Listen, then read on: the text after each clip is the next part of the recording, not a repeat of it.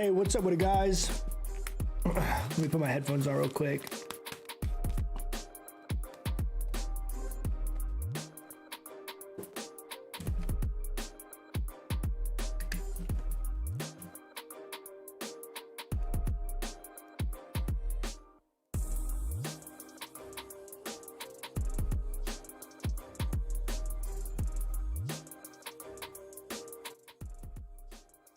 Turn that down just a little. What's up, guys? How's everyone doing on this beautiful Valentine's Day? Guys, so we hit it. 2100, baby. So now the honor grind is on. So if anyone wants to queue up for any of these BGs,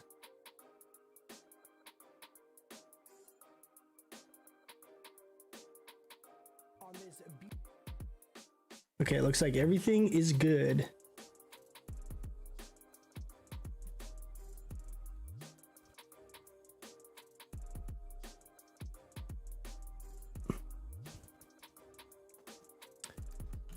Yeah, but we're just gonna be queuing up normal BGs here, just kind of messing around.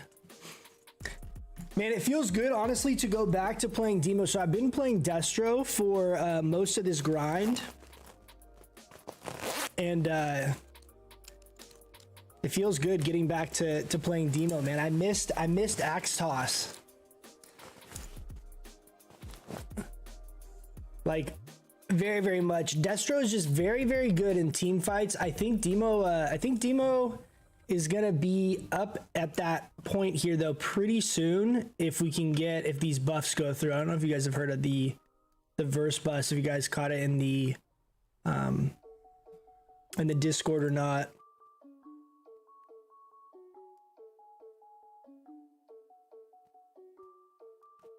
Let's post up here in the Discord. Q should pop here any minute.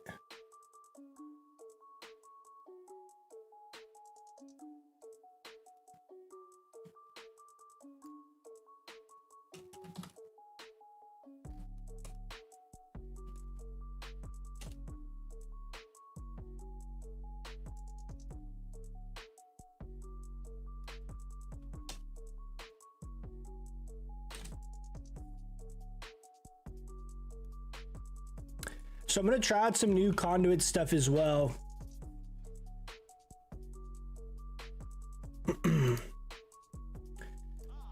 So I've been testing this some, but I really don't like this.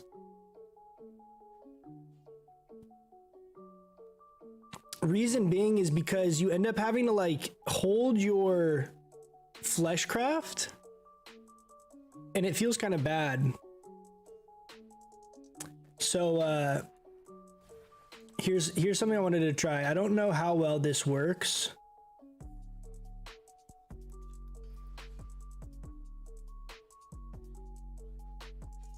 I think that's actually fine.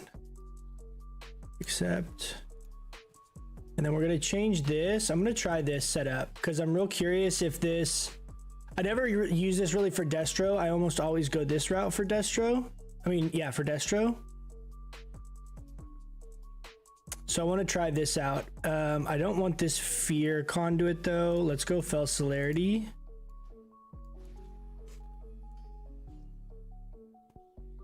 So I could see this being pretty good. I want to test this out because I haven't used this at all yet. Serrated Spalders. I don't think it's going to be very much damage, but I want to test this. But what I think I'm going to do is try this. I'm curious for a couple things I want to test. How the Gore Stompers works and how Gemstones works with Demo, because I haven't gotten to test that yet. I know how this works for Destro. It's very, very, very good. But I'm curious how this works for Demo. And I want to test this as well. So we'll yeah, we'll try this setup here first, and then what I'll end up also testing out is we'll go Fell Commando here in this potency, and then I'll swap this and put Health Funnel here. We'll test that too and see how it goes. But it's, I mean, it's kind of frustrating because at surface level, I thought this was going to be very good, but the fact that you can get kicked during this makes it not very good. You know what I'm saying? Like, this is a shadow ability when you're channeling this. So it's very weird to me that this isn't also immune to silences or kicks.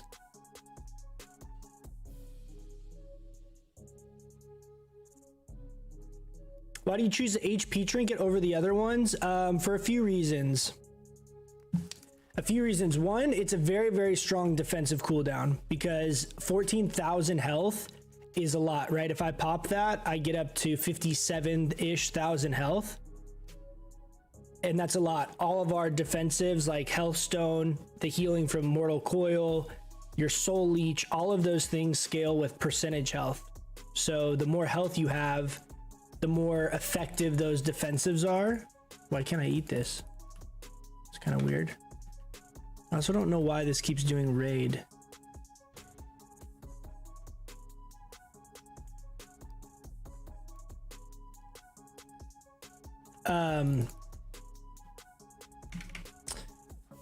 But so it's very, very strong as a defensive in general, just using it like the same way like a defensive cooldown. I'm also a big fan of the fact that the HP trinket has just straight intellect on it all the time, as opposed to like the on use ones and all of that having like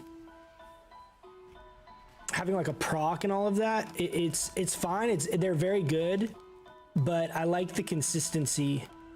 I think we should be able to actually do some good damage here. I'm gonna kick on this next decimating bolt. I'm actually gonna swap over here. I'm stun out of that. Nice.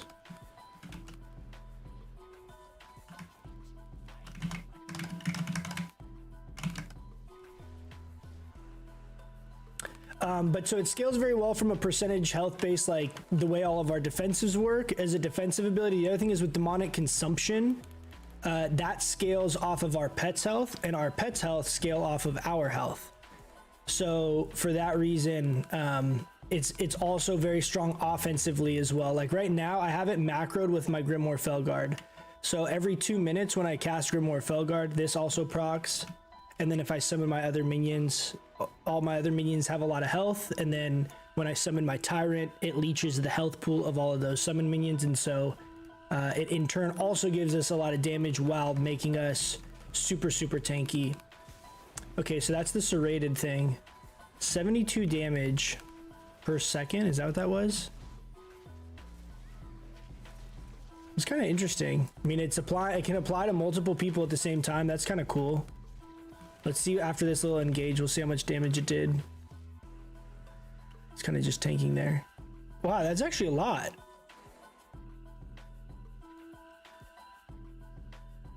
$3,000 damage? Holy shit, it hit 46 times? Huh. That's probably actually pretty strong against melee cleaves. The other thing that's kind of nice with this setup, so see, I'm like low on armor here, but ideally, like if we had more armor, this would be really good too, just because we get more armor from the reveries. I think the Bonesmith is actually like very, very strong.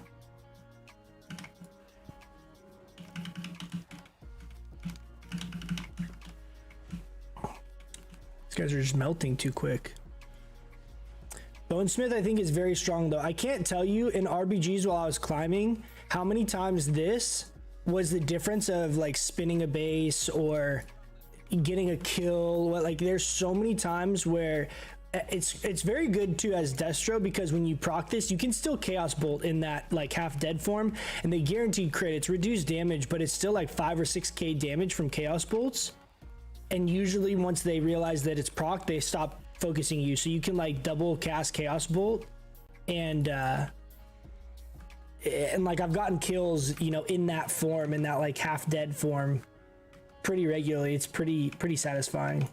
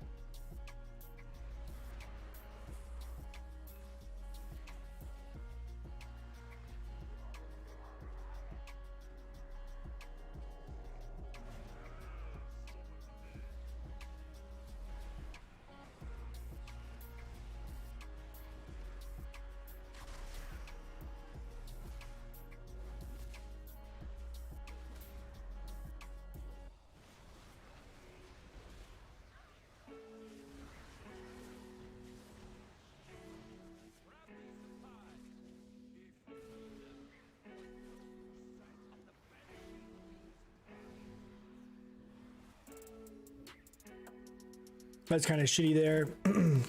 That priest dispersed. I didn't get the kill on him, and he just was unloading on me right there while that warrior was also training.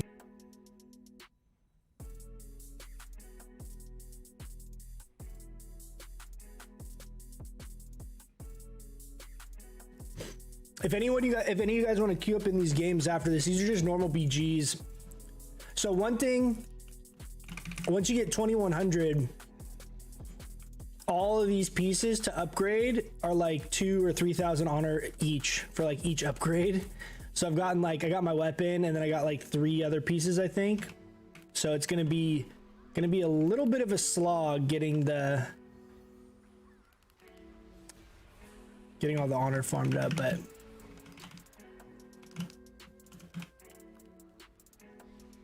I'm gonna go warrior here, I think. Should we swap to this priest? I'm gonna swap to the priest. Nice. Good Hodge. Nice, we kill on that.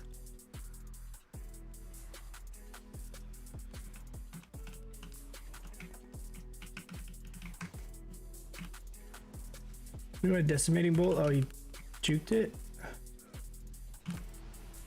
Nice. We're kind of down this game. Hopefully we can pull this off.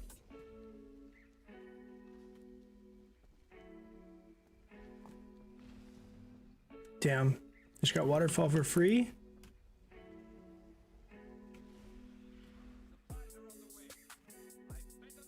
But yeah, the downside I feel like with ultimate form, I feel like if you run ultimate form, I feel like this should also make you immune to silences during that window. That's the only way I think it makes any sense as a caster. I guess if you're like a melee, then it's like a little bit less.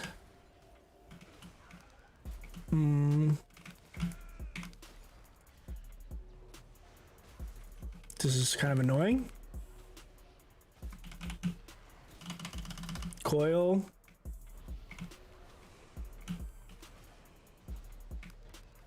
He's got his kick up. Can I get this off? Nice.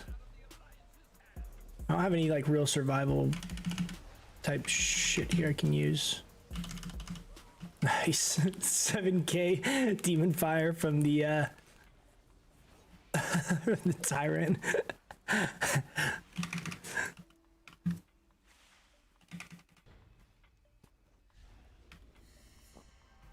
It's gonna be tough, man. We gotta cap all 3 of these. Do you think Succubus can be viable over Felguard of Pleasure Through Pain? Definitely can, yeah. Definitely can. We'll have to see the buffs, the verse buffs that are happening potentially here in the near future.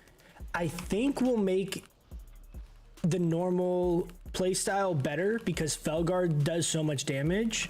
So if you're in full PvP gear, it's like a 15% damage buff to Felguard. Damn, man, that was so close. And so you gain a lot of value from the Pleasure Through Pain build and setup and all that, but I think in a lot of situations Felguard's just going to be better, but it's definitely a viable option. I've played it. I mean, I've played the Pleasure Through Pain with like a Succubus. I've played that setup a good amount in like casual BGs and stuff. I could see it also being better for RBGs if you're team fighting. And it's kind of nice because you basically could run the same setup. I'm going to run Soul Strike. I haven't been really liking Vile Fiend very much in PvP. But back to what I was saying is you could basically right here run Pleasure Through Pain, and you wouldn't have to really change any part of your playstyle too much as far as like your talents go. And you could basically, if you're like team fighting, have your Succubus out, and then say you need to base it, for example, you could go and then like just summon your Felguard, and basically you're just missing out on one PvP talent for having that flexibility, which I think could be pretty cool. And I think Pleasure Through Pain gives us a lot of viability in team fight for like a burst, like caster damage type setup. You know, running like Power Siphon, Inner Demon, Sacrifice Soul, and Pleasure Through Pain is very good. And then I like this setup. I've been running kind of more consistently I'm pretty bad with Nether Ward though, so I need to practice that. So that's the reason I'm running it now. I'm not good at all with Nether Ward, but it's a very, very strong talent or ability, and I just need to practice using it. The only downside, I think Pleasure Through Pain would be more viable if your Succubus had the same amount of health as your Felguard. You guys like this transmog? Old school PvP gear.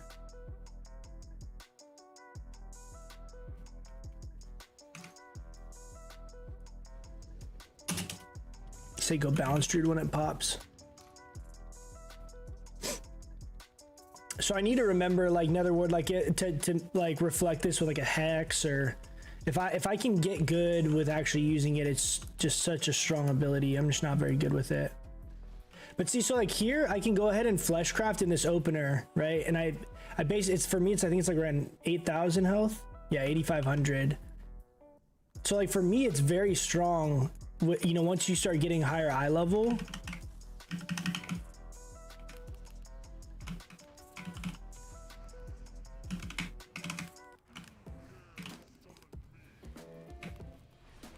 So here I have coil up. I'm gonna fear the shaman. Let's go shaman here.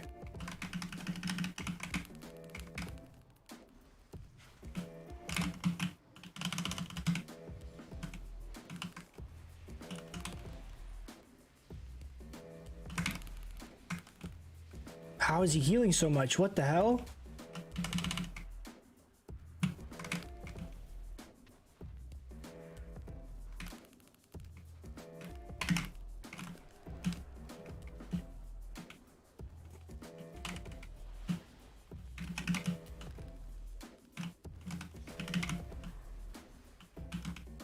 Dude, who do I go here? This is pretty annoying.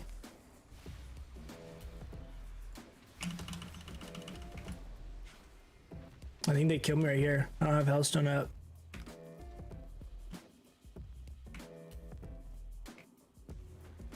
He's got bark skin up again, and this stupid thing is on me. That's so ridiculous, dude.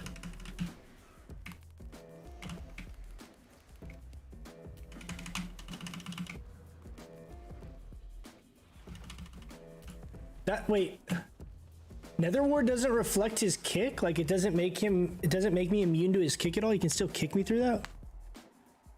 What's up, Andrew? How you doing, man? How is it?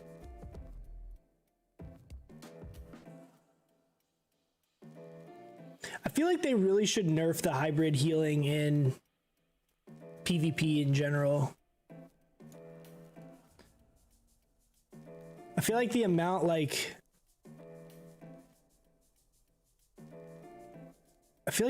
they're able to off heal, frenzied regen, holy shit, man.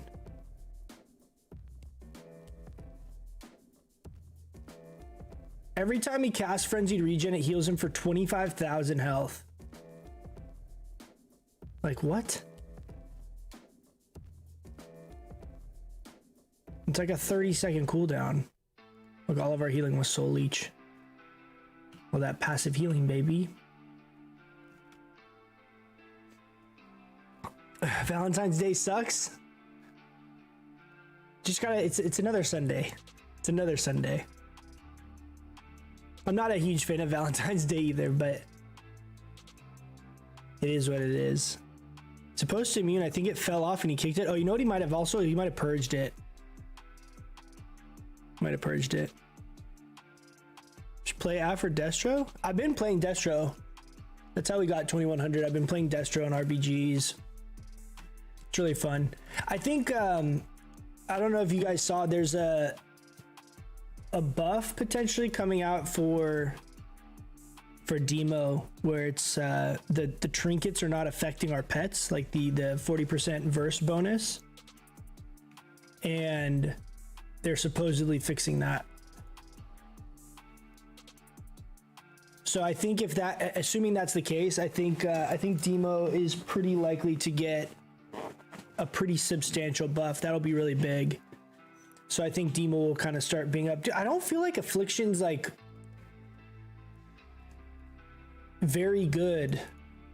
I mean, I don't know if it's just me, but like the way I look at it is the legendary is good, right? The slow legendary, that's basically the only thing people play with, but it's tied to corruption. So every healer can dispel that, and obviously you can reapply it. However, there's a lot of situations where I feel like you're going to be wanting to cast Curse of Exhaustion anyway, because that can't be dispelled by nearly as many people. Nice try, big boy. Oh, okay, I'm gonna take the gate here.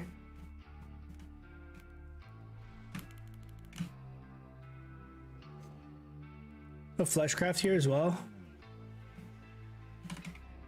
Oh. I'm gonna go ahead and Tyrant off this.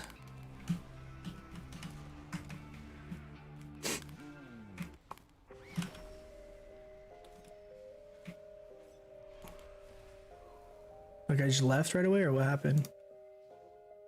I just wanted to get that one daily win for the bonus honor. They won't dispel because you, yeah. So sorry, that was kind of my point. But if you run the PvP talents, you can only have UA up on 3 people. So and healers, I mean, most healers are, you know, at higher rating are going to be aware of which targets have UA.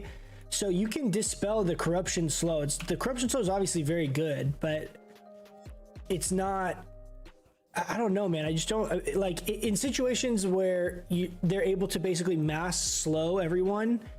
People can also be mass dispelled because the warlock's gonna have to be standing still casting UAs on a bunch of people to prevent that from like an actual dot protection standpoint. UA is always good from like a dot perspective standpoint. If you're running like, you know, Shadow Priest, Balance Druid, all that stuff, it's always good. But I just the more I play, the less I really value that slow. The other thing is I feel like Affliction, if people just decide to focus the Affliction Warlock, it's like they have Unending Resolve and that's it. So I feel like in the games I've played, I feel like if I'm playing Destro, in the rare situation that we're trying to all run across the map and the Warlock is just dotting everyone, whatever specific situations that is, that's really frustrating. But most of the time in like team fights, for example, say you're at, you know, whatever, you're at Arathi Basin and you're fighting at Lumber Mill, that slow is kind of annoying, but that slow is not as big a deal as like a Destro Warlock being able to like insta-kill one of your healers, right?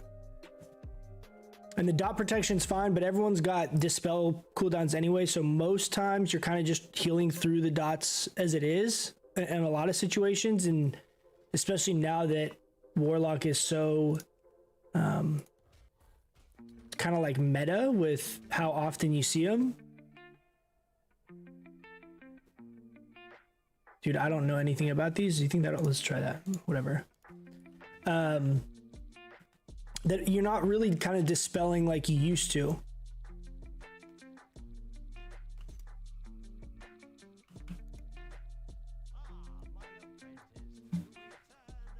Okay, let's try this game.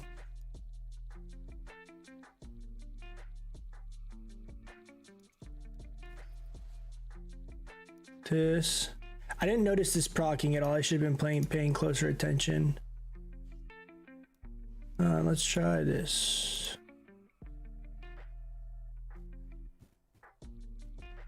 You do life drain? I think I should.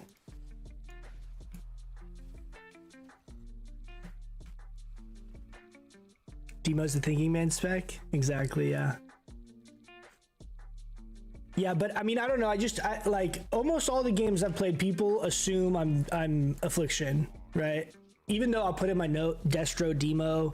Like I'm very, I don't like try and hide it, but a lot of people aren't paying attention and just think I'm Affliction. And then after like 2 games, they realize I'm not Affliction.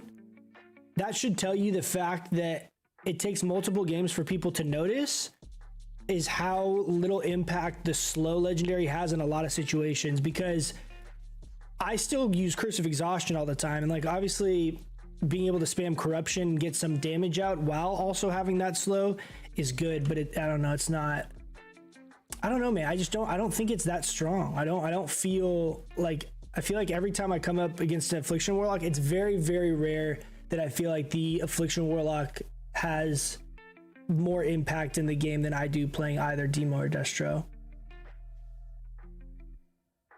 Okay, so I was seeing if, okay, so this does proc. I don't have the weak aura on this. Is it spec specific? So it looked like pet crits do stack this.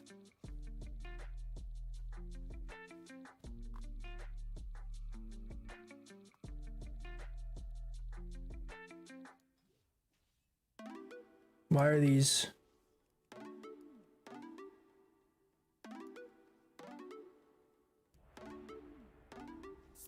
Should be everything. So we'll see. We'll see here. We should be able to track it. So our Felguard does proc it. I'm curious to see if Imps proc it. I'm guessing that they don't, since Infernal doesn't proc it. But this could be really strong if we use this well with our Tyrant. But I don't know how easy that's going to be to do. I guess you could kind of use it similarly to similarly to how I use it for Chaos Bolts. Like once this gets to like 8 or 9 stacks, that's when you kind of like start bursting and you just kind of inevitably get your last stack kind of in that cast sequence. Loving the Demo content. Have you tried Judgment of the Arbiter Legendary yet on Demo? I literally don't have any idea what that even is.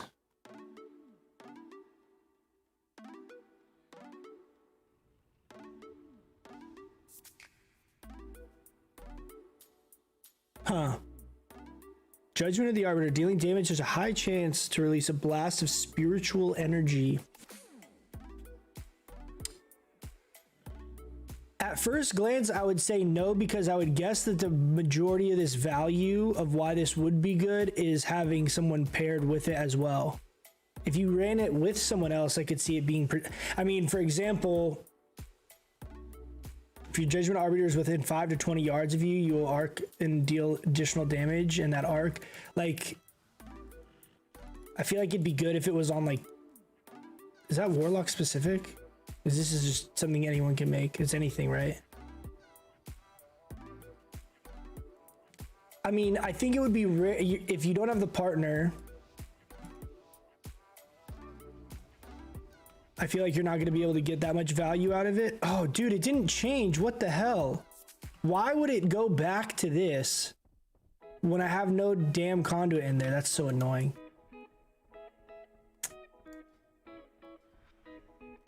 Jesus.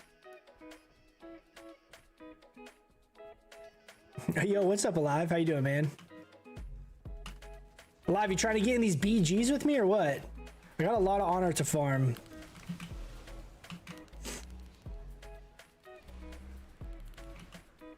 Our Tyrant's just gonna shred that guy. We'll go on this guy here.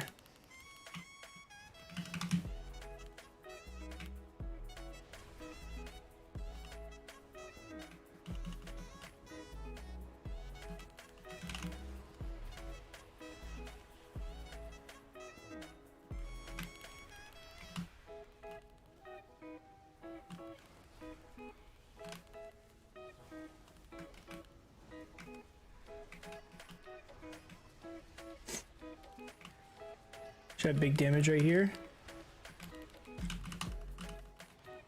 So I got the crit buff thing here, but like this is pretty random. I feel like it'd be better. I mean, I crit in basically that entire window, so that was kind of cool, but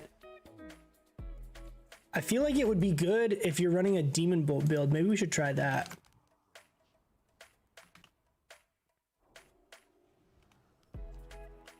All right, I'm not chasing those guys. Nice, we have 4 cap. Let's go. We 5 cap. Lost farm.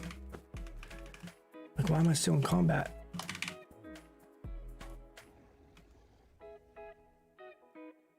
Get the CD reset. Oh, the little thing that was in the house. Too late. I actually never grabbed that thing.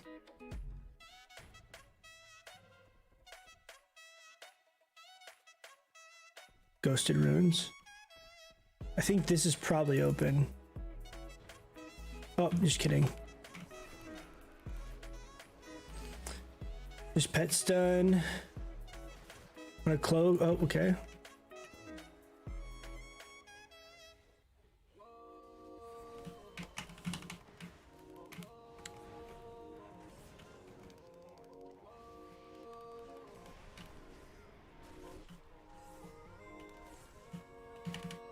Juke the kick.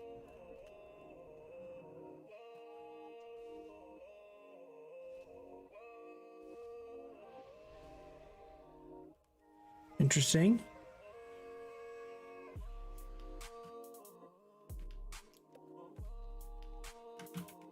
We're like losing everything. I feel like people aren't just sitting bases.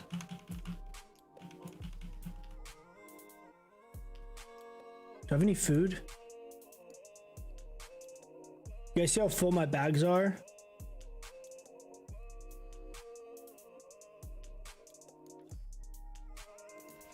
Because I bought a bunch of the like high warlord gear. I'm gonna coil out of this. I'm also gonna slow him. I don't think I'll be, yeah, he vanished.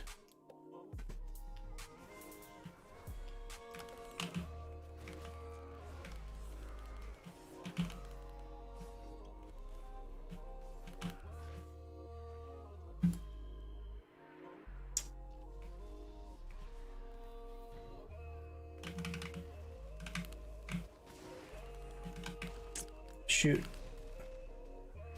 Shoot. Dead.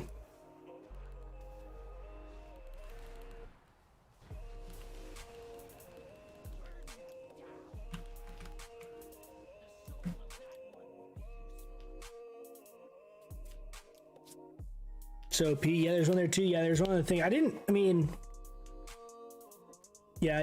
like die because of not having any cooldowns there, but could have picked it up for sure. How far are you on Nathria? I kind of stopped raiding, doing the raid. We got full heroic and they're doing mythic progression now. But I kind of stopped raiding because it just, for me, unless we have mythic on farm, like I don't get any upgrades from it. You know, like I need the 226 gear to upgrade my gear. So just to do the fights, like just because I enjoy the fight should be the only reason to really run it. And it's like, I do like that, but our setup is we have around 25-ish people that play and a lot of them don't PvP. And so for that reason, I basically, it's annoying. I'm gonna wall this and just,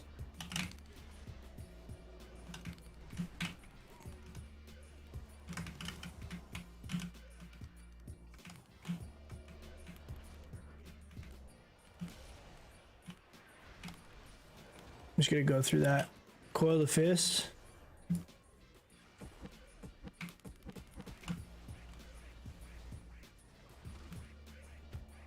I fear this guy.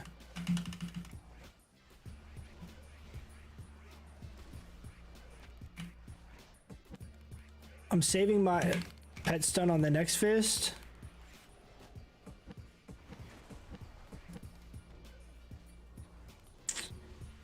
All right, I gotta just go on this healer, I guess.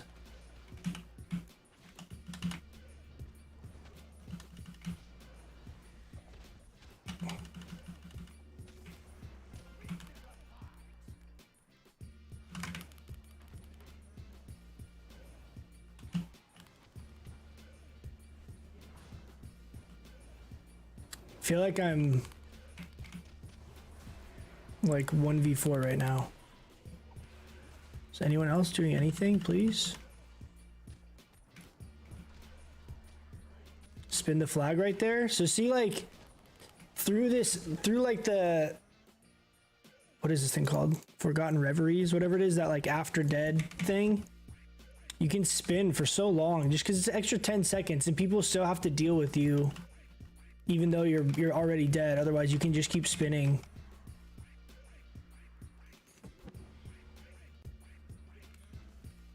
Uploading a video for sure, man.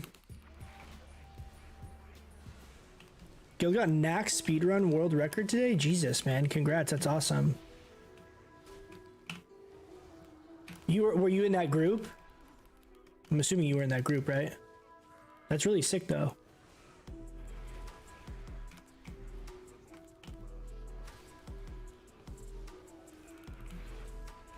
Bro, this is so annoying.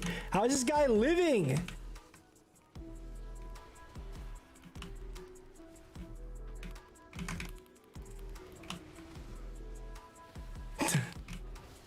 Bro, I don't have anything else. No. Just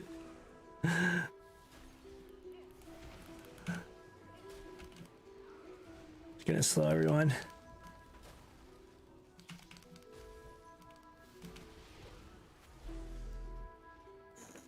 I feel like we're living a long time there.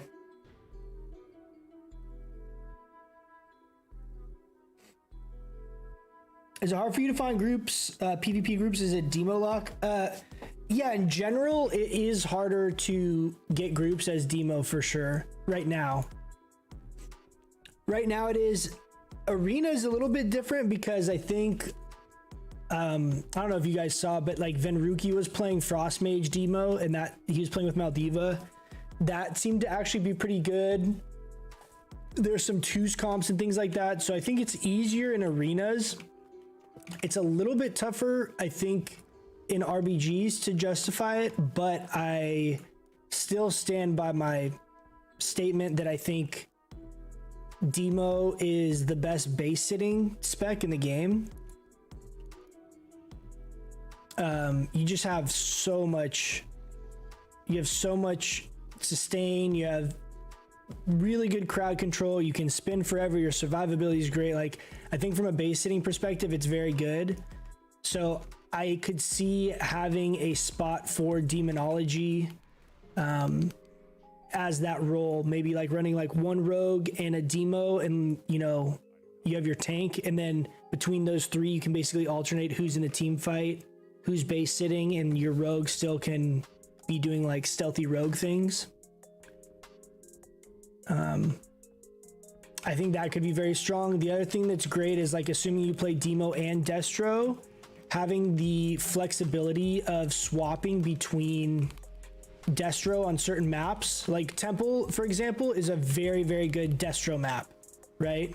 But on this map, for example, you might want another base sitter that you don't have with your team comp that would be decent for Temple. And so I think in those situations, being able to play kind of that flex role where you can play Destro for that single target team fight damage, and then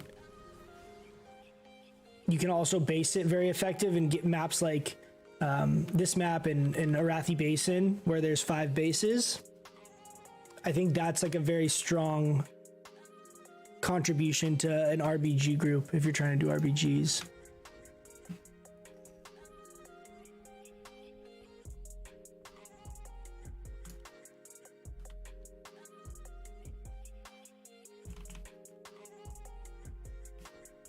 Demo's the best anchor flag class in the game. I really think it is. I think it's like a very slept on thing. Is so many people are running double rogue at high rating, and double rogue's obviously good, but I feel like you have to have 2 good rogues. Like, they have to be pretty exceptional rogues to use that strat well, which you can find very good rogues as you get higher and higher rating. I would say when you're lower rated though, it's a little bit tougher to find good rogues. Like if you're setting up RBGs at 1500-ish rating or something, the chance that you find 2 really good skilled rogues, I think is a lot less likely.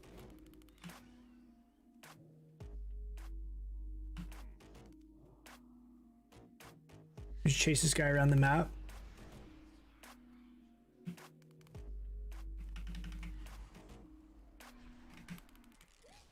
He's dead here. I have cooldowns up.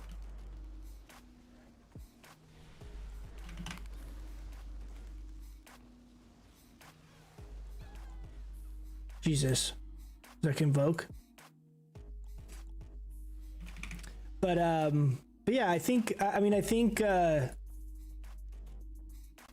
don't know. I think Demo is very, very strong, and relying on 2 rogues is kind of a fun strat, but it's also, I feel like, puts you at a disadvantage from a team fight perspective.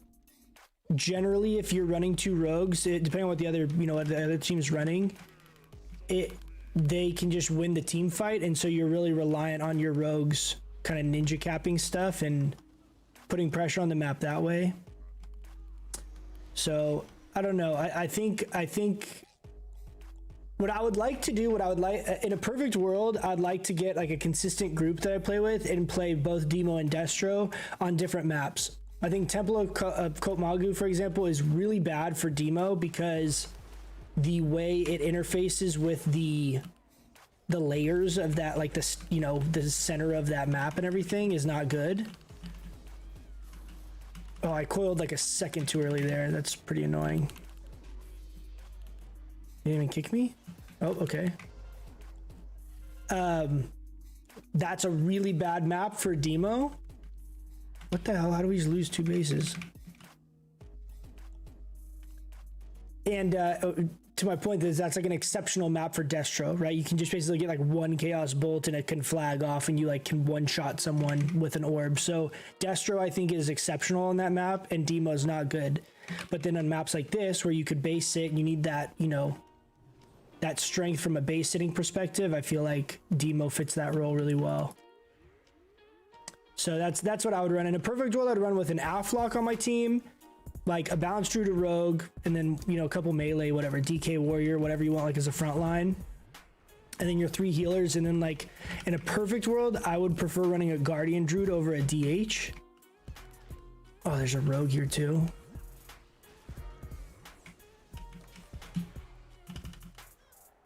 Trinketed that, nice. Can I get this?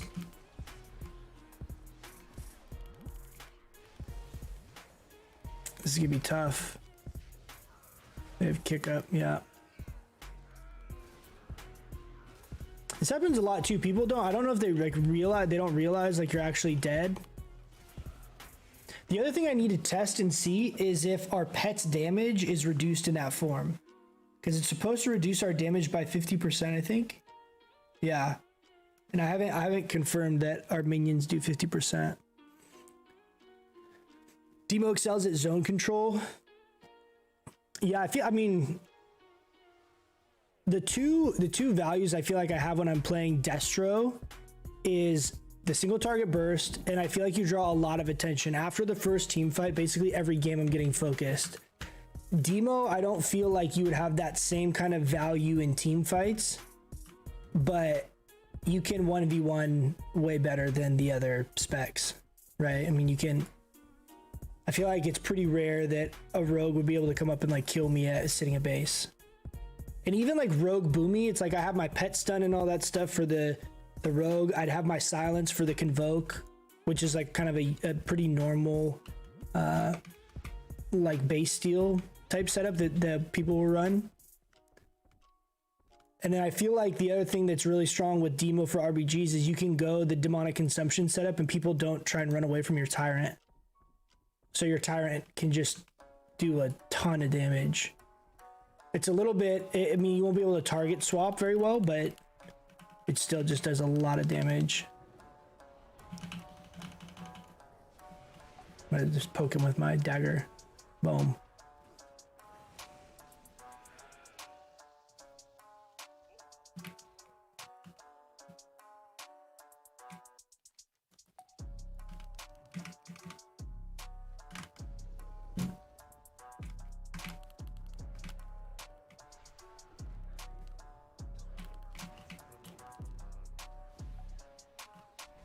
Coil out of that.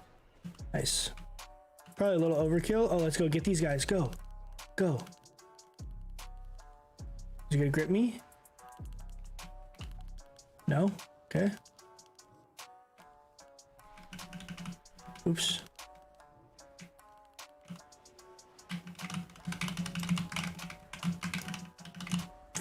Grounding.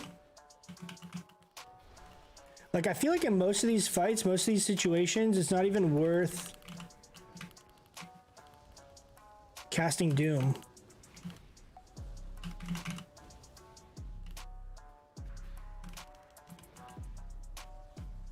Oh, it's a Necrolord buddy. What's up, guy?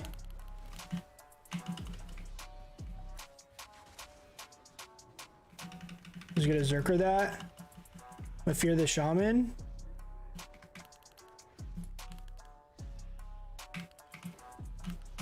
Pet stun. I can actually coil out of this.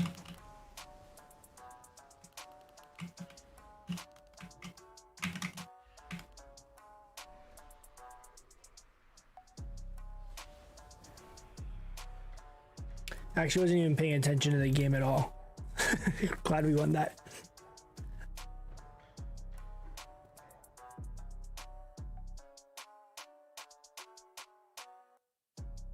Yeah, hopefully we can get another few pieces upgraded today though. I'm real eager. I want to get full 226 gear. Okay, let's make sure this swaps. That's so annoying that's well, I don't know why the hell I went back on this. This is interesting. I could see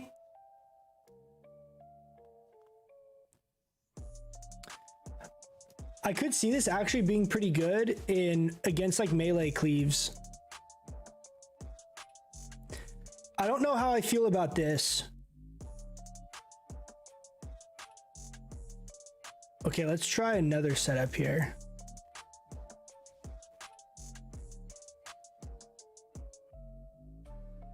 I feel like I should run Fatal Decimation.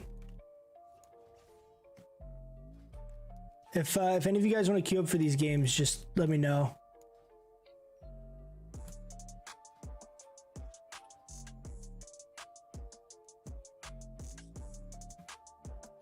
I feel like I should run Fatal Decimation here. Then that way we can also test this out with the Demon Bolt setup. I'm going to set up a weak auras to track when that procs too, so that I'm able to see it a little bit easier. How's gearing these days? I stopped playing the expansion in the beginning. I'm sitting at around 184 eye level. Gearing, I think, is, I mean, it all depends on the player and how you feel about it, but I really like the fact that you can gear solely through PvP. So that's what I do. Like I have a bunch of alts. I have like six level 60 characters, and basically all of them are right around 200 eye level. Besides, this is my main, obviously, so this tune has much higher eye level, but all of those characters I've geared up almost exclusively just PvPing, like battlegrounds, RBGs for the most part, and like some arenas. You can get now with the upgraded PvP gear, it's like 197 eye level without doing any arenas at all, like just normal honor gear. So, I mean, I think the gearing from a PvP perspective is great. If you don't like PvP, it's not as great because it requires you to run a pretty good amount of mythic pluses and ideally be clearing, you know, mythic raid content. Jump on your luck. Yeah, man, just message me in game. It's my character's name, Coachella, and I'm on Bleeding Hollow. If you guys just message me in game, I toss you guys invites. These normal BGs have 4 spots. Give me 1 second. Let me put this up real quick.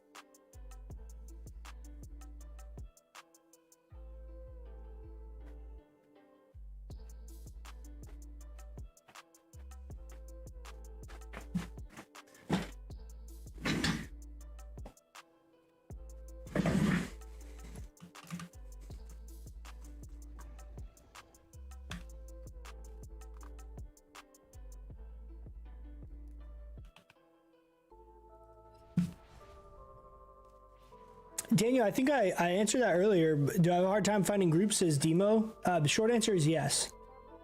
But there's definitely groups you can play with, or set up your own groups. That's one. I mean, it depends on what content, right? It's all different. Arenas are different from RBGs, are different from Mythic Plus or raids. Like whatever content you're doing, it's very different because of how different the content is.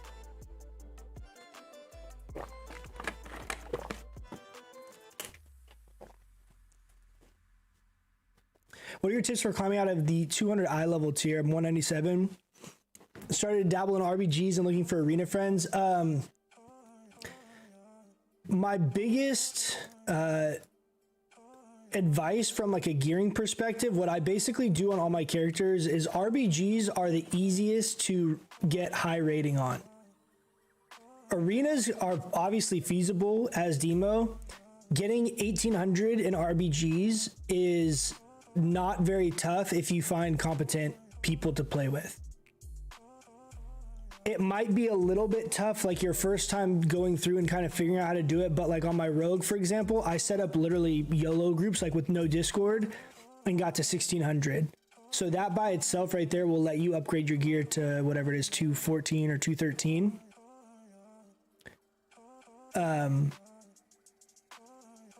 And so that's like my biggest thing I would say you could do.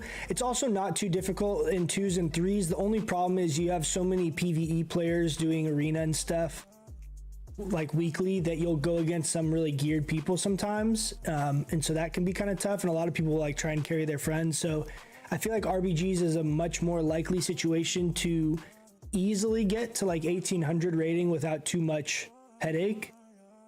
But I also really like BGs a lot more than I like arenas. I like both. I like PvP in general, but that would be my advice, because even if you get 1600 in RBGs, that's still gonna allow you to upgrade all your PvP pieces. And I also really would urge you to do enough PvP, like rated PvP, to make sure you're getting PvP pieces from the vault, because those are the only pieces. Like all this time gearing up, even if I got stuff that wasn't as big of an upgrade, I always was prioritizing my PvP pieces, because I can upgrade all these up to 226 now that we hit 2100. And even though it's going to be a little bit harder right now to get 2100, in like 3 weeks, 4 weeks, getting 2100 is not going to be that difficult in stuff like RBGs and in 3s, because everyone's going to climb so high. So 2100 is going to be, you know, basically a bigger percentage of the overall people playing. So even if you're not able to get the 226 stuff right now, it's something that you'll be able to do pretty soon. So you can think of this stuff in the vault of like potentially being that 226 eye level, assuming you PvP that much. Sorry, I didn't hear you. My bad. No worries, man. Yeah. Demo is definitely discriminated against in most content. But if you can find a group and basically say like, I can base it or set up your own group, that would be my recommendation. If you're having a hard time finding random people to take you as demo, I definitely don't recommend you lying as what spec you are. So like, I don't think it would be helpful to like, you know, pretend like you're Affliction. I think you should definitely be really blunt with what spec you're playing. But I think if you can kind of make the argument or yourself basically base it and be like a strat caller, while, for example, say you're like sitting, you know, playing Arathi Basin, you set up the group in an RBG group and you're sitting farm and you have like, you know, ideally like a DK or some kind of melee that's a target caller for the actual fights, but you can kind of more bigger picture call strat while sitting at a base, I think is a really good way to potentially set up groups and kind of climb and do RBGs if you're playing demo and want to play demo.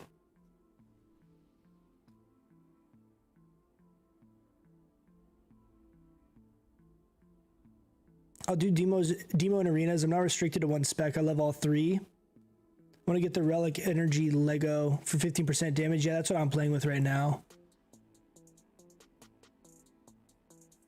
Feels like that legendary is way better. I think it is, especially in arena, because arena, a big portion of it's disproportionately your Felguard's damage in arena. Your Felguard does a ton of damage between his Fellstorm and just his Legion Strike, and if you're running Soul Strike, it's just a lot of the damage is coming from. So this is the setup. Oh, let's set up that weak war really quick.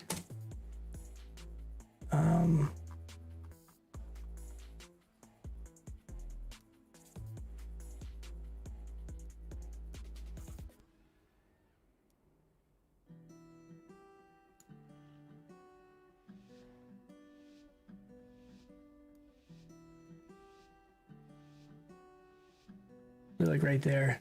We'll do it nice and big, so whenever we get that buff, it should show up. So look at that. Well fed and with fort, we almost have 50,000 health. Jesus, man.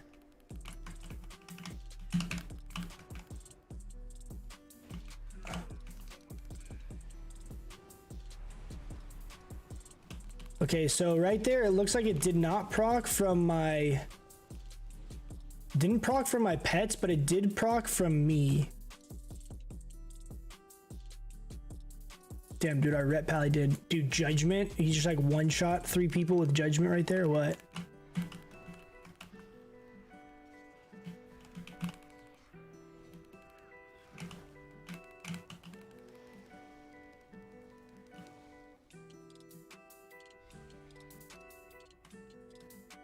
We're not gonna be able to get to water in time, but we should try and go top here.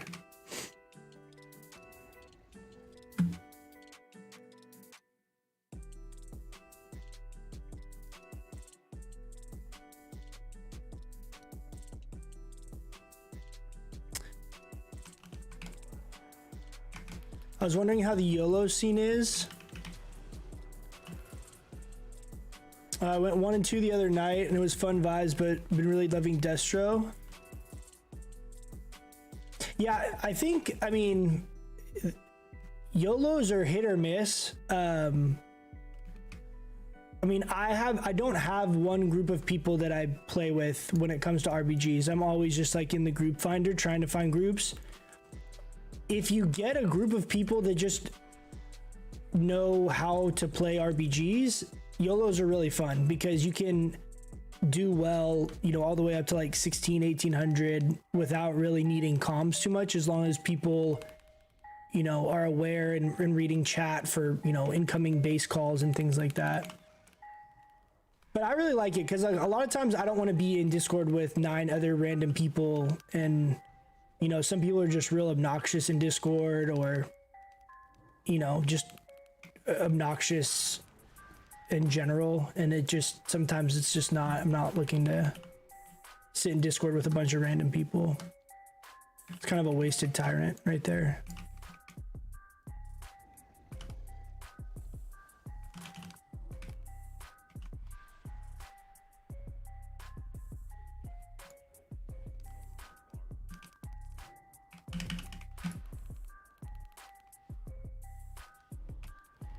Go ahead and pet stun.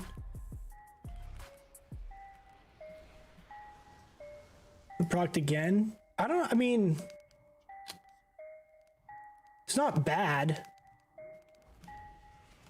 Oh, you know what I could have done? I could have nether reflected that, or whatever the hell this thing's called. I'll go ahead and coil him. Here. Soul Strike. Curse of Tongues. Is he gonna grip me?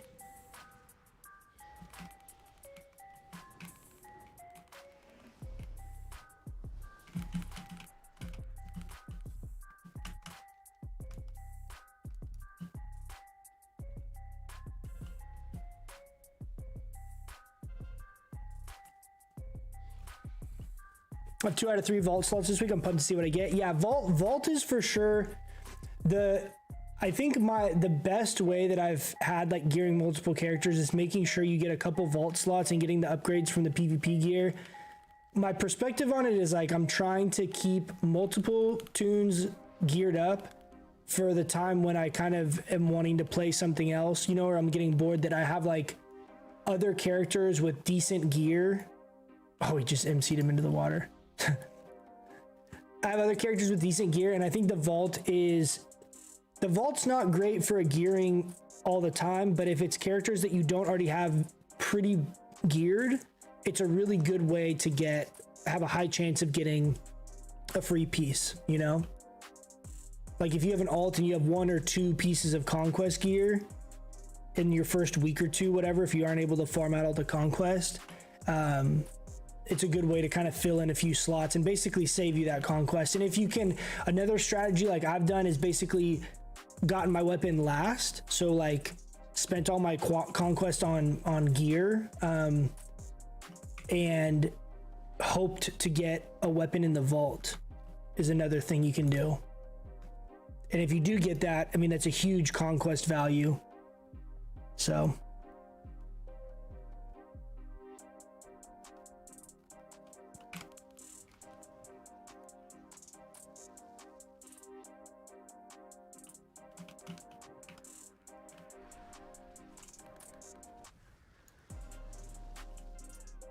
hey, that transmog sure looks pretty familiar.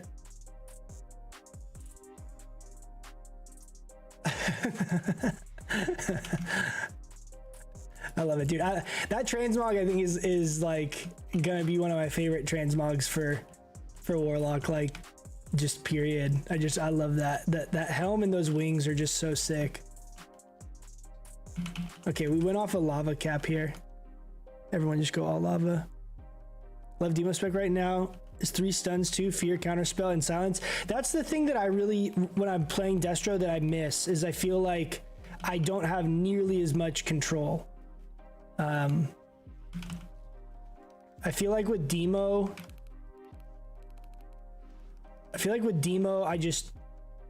you have so many tools to be able to deal with certain situations.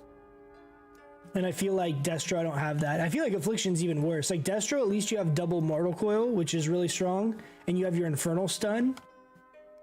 So I feel like you have a little bit more as Destro, but I feel like it definitely goes Affliction from like a utility, different kind of like CCs and things like that. You have Affliction, then you have Demo, or then you have Destro, and then you have Demo. Like I feel like Demo has the Pet Stun, you have Felguard Stun, you got your normal coil, you got Shadow Fear on top of that, you have your silence without having to have your silence on, you know, on your pet. Like, I don't know.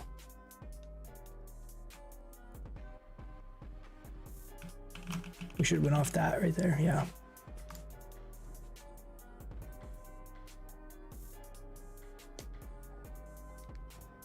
I do want to go back to Venthyr demo. Venthyr demo, huh?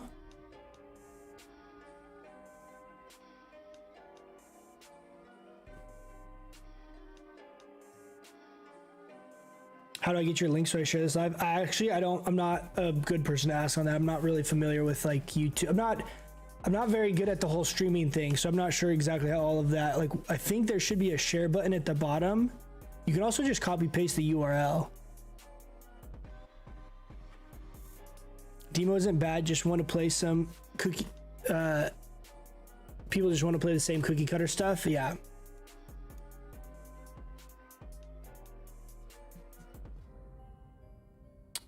Where are we at? 1500. So look how much honor this is to upgrade this stuff. So like I upgraded my shoulders.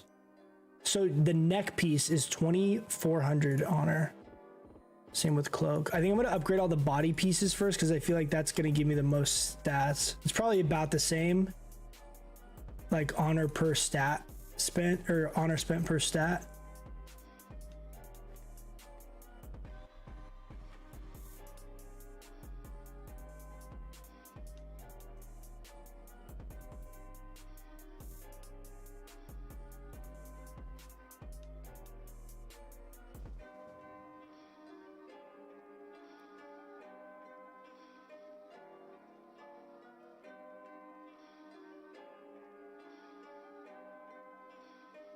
Oh yeah, let me inspect you. I saw that you had different legs on. They're like white.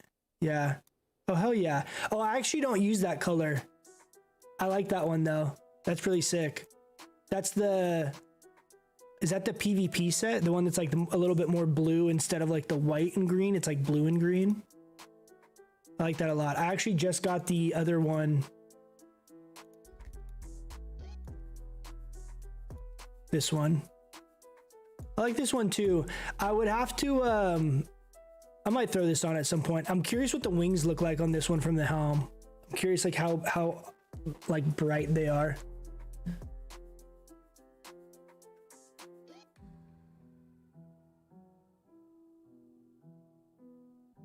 The ramp up time's atrocious. You know what's weird though is like I feel like when I'm playing, I was like wondering why those wouldn't unhighlight. I have to like literally go like that with my mouse. It's so dumb.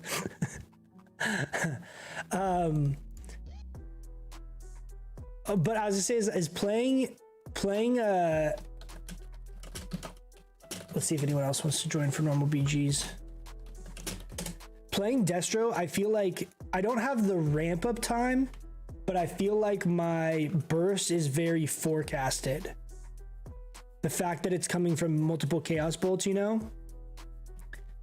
So the chance or the ability people have to shut down your go is pretty easy. Whereas I feel like with Demo, I feel like the only thing I really have to worry about is trying to avoid getting kicked on Hand to Gul'dan, because that like locks you out of everything. Otherwise, I feel like there's enough that you can kind of like juggle between, or you have a lot of instant cast, right? With like Demon Bolt procs and all that.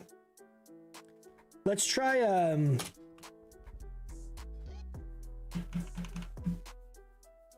gonna try like a little bit of a hybrid. I'm not gonna go Pleasure Through Pain, but let's go.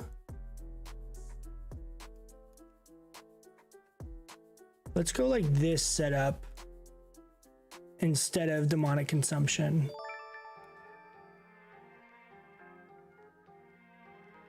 Tito with the follow. Hey, welcome, man. Welcome.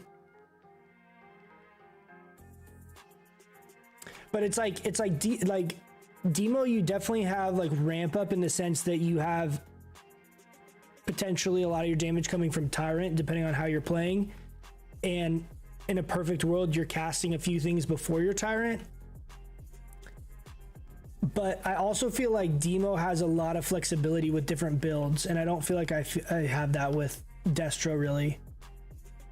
Like even if you play a little bit different from a build perspective with Destro, your basic damage output is basically the same. Like you're not playing a build with Destro where all of a sudden you're just wrecking people with incinerates. Like it doesn't really work like that. Whereas I feel like for Demo, I can either play like a Demon Bolt build. I can go, you know, I can go Doom and kind of prioritize that. You could go like even Doom with Pleasure Through Pain and be playing like a shadow damage build. You can run this Inner Soul or Inner Demon Sacrifice Souls setup and be more Demon Bolt damage type focused. I feel like it has just a lot of flexibility in the talents where you can play really different play styles, at least in PvP. I don't think you have that same viability when it comes to like raid. I think Demonic Consumption is just so good in PvE situations like single target. But okay, all this stuff expired now. So I bought all this PvP gear for Transmog just to have the visual options, but you have to keep it in your bag for 2 hours because otherwise when you sell it back, it also like refunds the look. So it's like I had to literally just fill up my bags and just keep it in my bags for a couple hours. It's been taking forever to gear as Demo. Gearing all characters have been a huge struggle. Your main's 227, Jesus.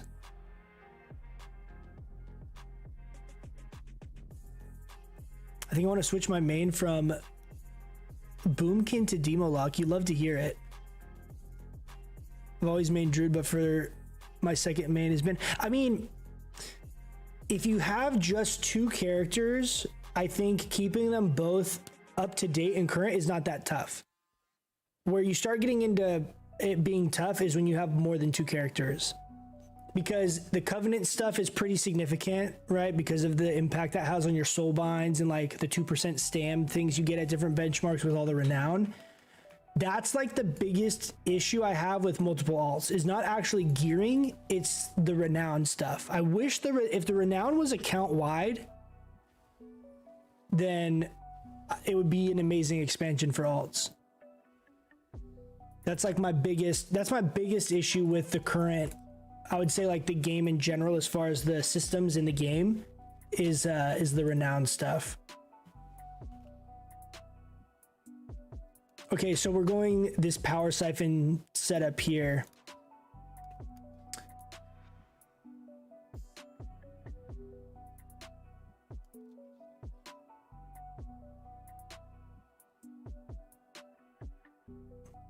Yeah, this should be fine. You guys see that they're buffing Fleshcraft? At least tentatively. The buffs aren't out yet, but it's in the like the pre-patch notes.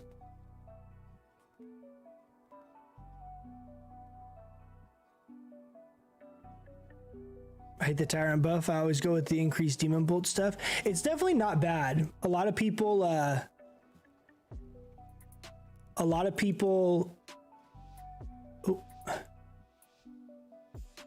Yeah, it's solid. I really like the oh nice. Yeah. So you are using the same ones. Yeah, that affliction legendary with the mythic Tomb of Sargeras gear is so good. Like it looks just so, it's so clean. I like that too. That tabard goes really well. What tabard is that? Tillers, huh? The Tillers tabard. I like that, man. It's clean.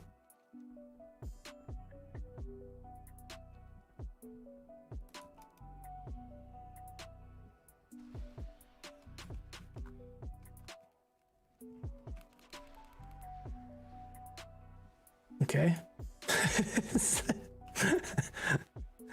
Like just instantly cast bubble. Pet stun the warlock so he can't interrupt me.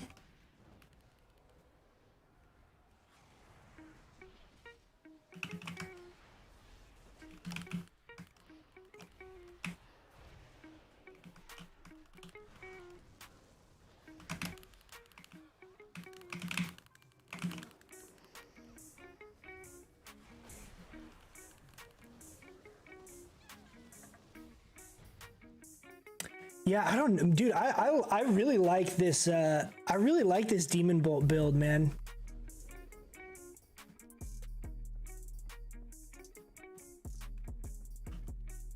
Should I go? I probably should. I really like this Demon Bolt build. I like Tyrant. I wish they would buff Sacrifice Souls a little bit. I feel like that would make Demo a lot better, or if they made Nether Portal actually a good talent. Talked about that a lot before. Okay, I'm gonna drop my circle here. I'm also going to wall. Kind of like hesitated on my cast right there.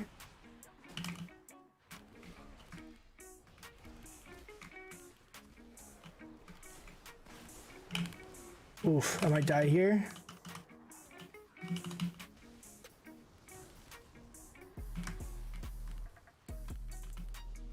Oh, that spell reflect?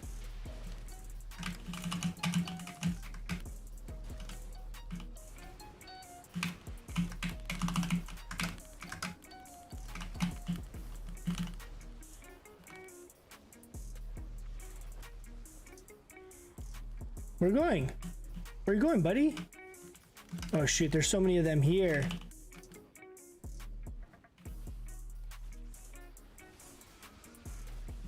I don't have anything else. Yeah, I'm dead. Rogue killed me.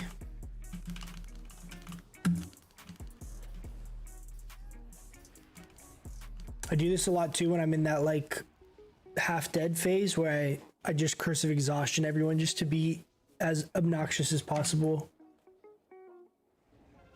My favorite talent for Demo is Inner Demons.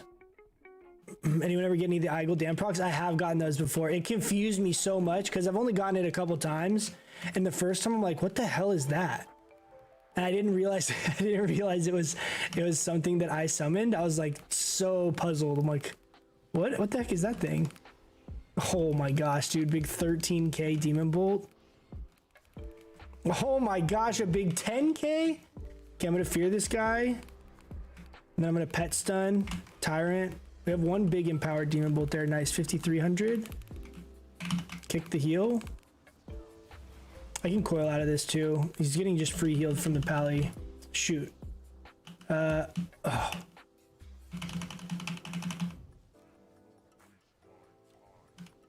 It's Rogue. You gonna try and re-stealth? Yeah, right. You think you're gonna re-stealth on me?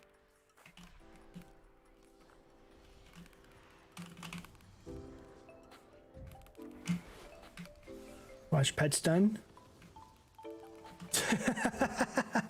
Dude, there's a 3k soul strike just to the face. So if I, why can I still be kicked through that? Like it's not a spell from them, I guess. I'm dead right here, I think. I don't have anything else. Yeah.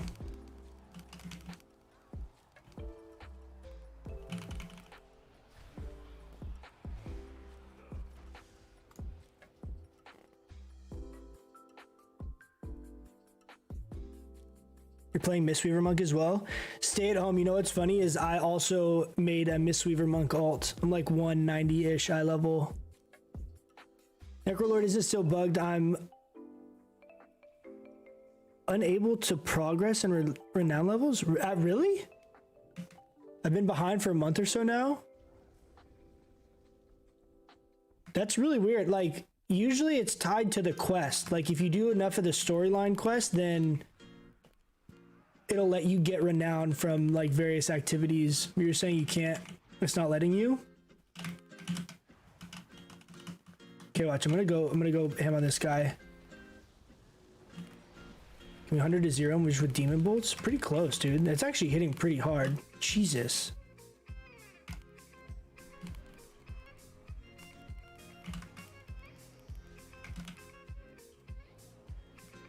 One thing though is whenever I'm playing this setup, I always forget to cast my my tyrant. Don't kick me. God, are you kidding me?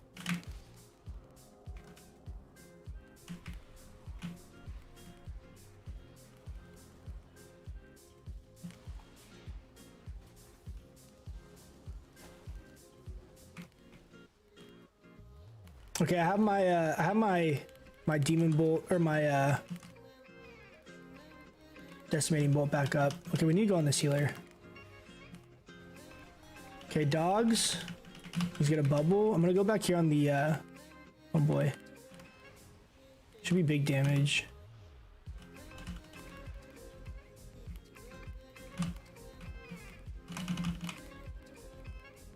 I wonder why that didn't give me a shard right there. My soul strike. I think maybe because he juked it, and so if it does no damage, it doesn't work.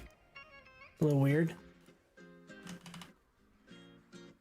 Pally bubble.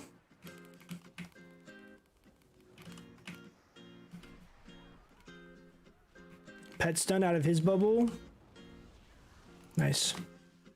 Dude, it feels so good going back to Demo, man. I love Destro. Destro's a lot of fun. I'm gonna keep playing it in some capacity. I think it's like by itself just a really cool spec.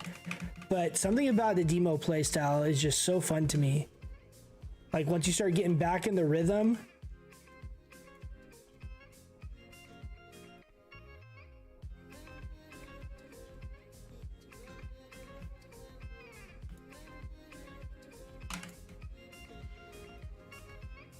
Do you have any tips for Warlock in Arena? I feel like every time I step in there, I get destroyed.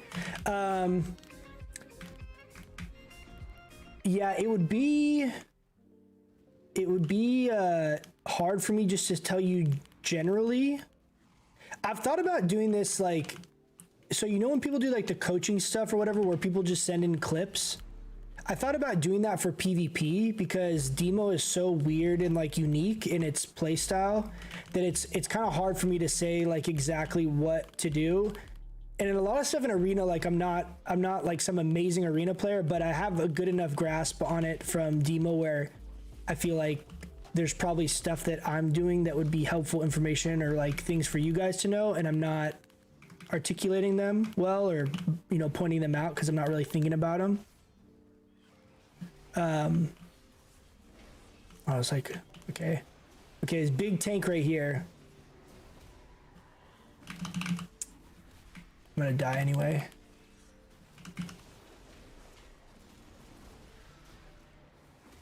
But I thought about doing that. I would say that using your demonic circle and your portal well are really big to your survivability.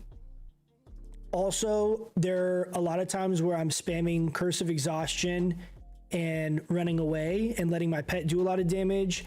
Another thing that's really big is using your pet stun well. So for example, like against Windwalkers, like I used to always use my pet stun to set up my fears.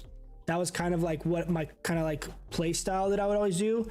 What I've realized more and more is that that can be very good, but the pet stun is an amazing tool for helping mitigate the target you're killing's damage output. So like when a Windwalker Fists of Fury, you can use your pet stun to negate that, right? Like if you basically hold your pet stun and your coil, you can alternate between those two and basically prevent every single one of a Windwalker's Fist of Fury on you, right?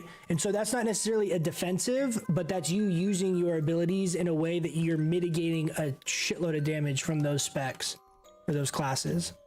So those kind of like little specific nuance things take a lot of like repetition in games to really get down, because you have to get to a point where you're almost doing it like subconsciously, like, okay, you know, against this matchup, this is how you're going to use these 3 abilities to counter their 3 abilities. And you kind of have to just get to where that's like a very reactionary kind of thing.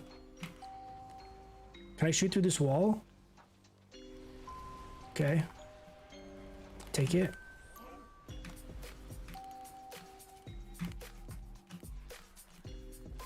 He's in darkness. I'm going to swap over here.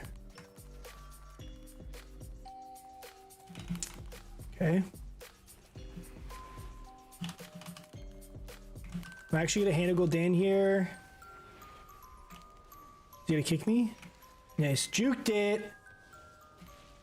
Oh, you stunned me, are you kidding me?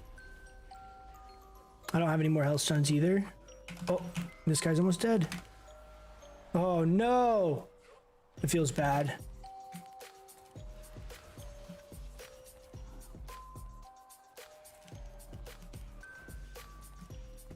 Feels bad. All right, let me catch up. This is a lot of chat.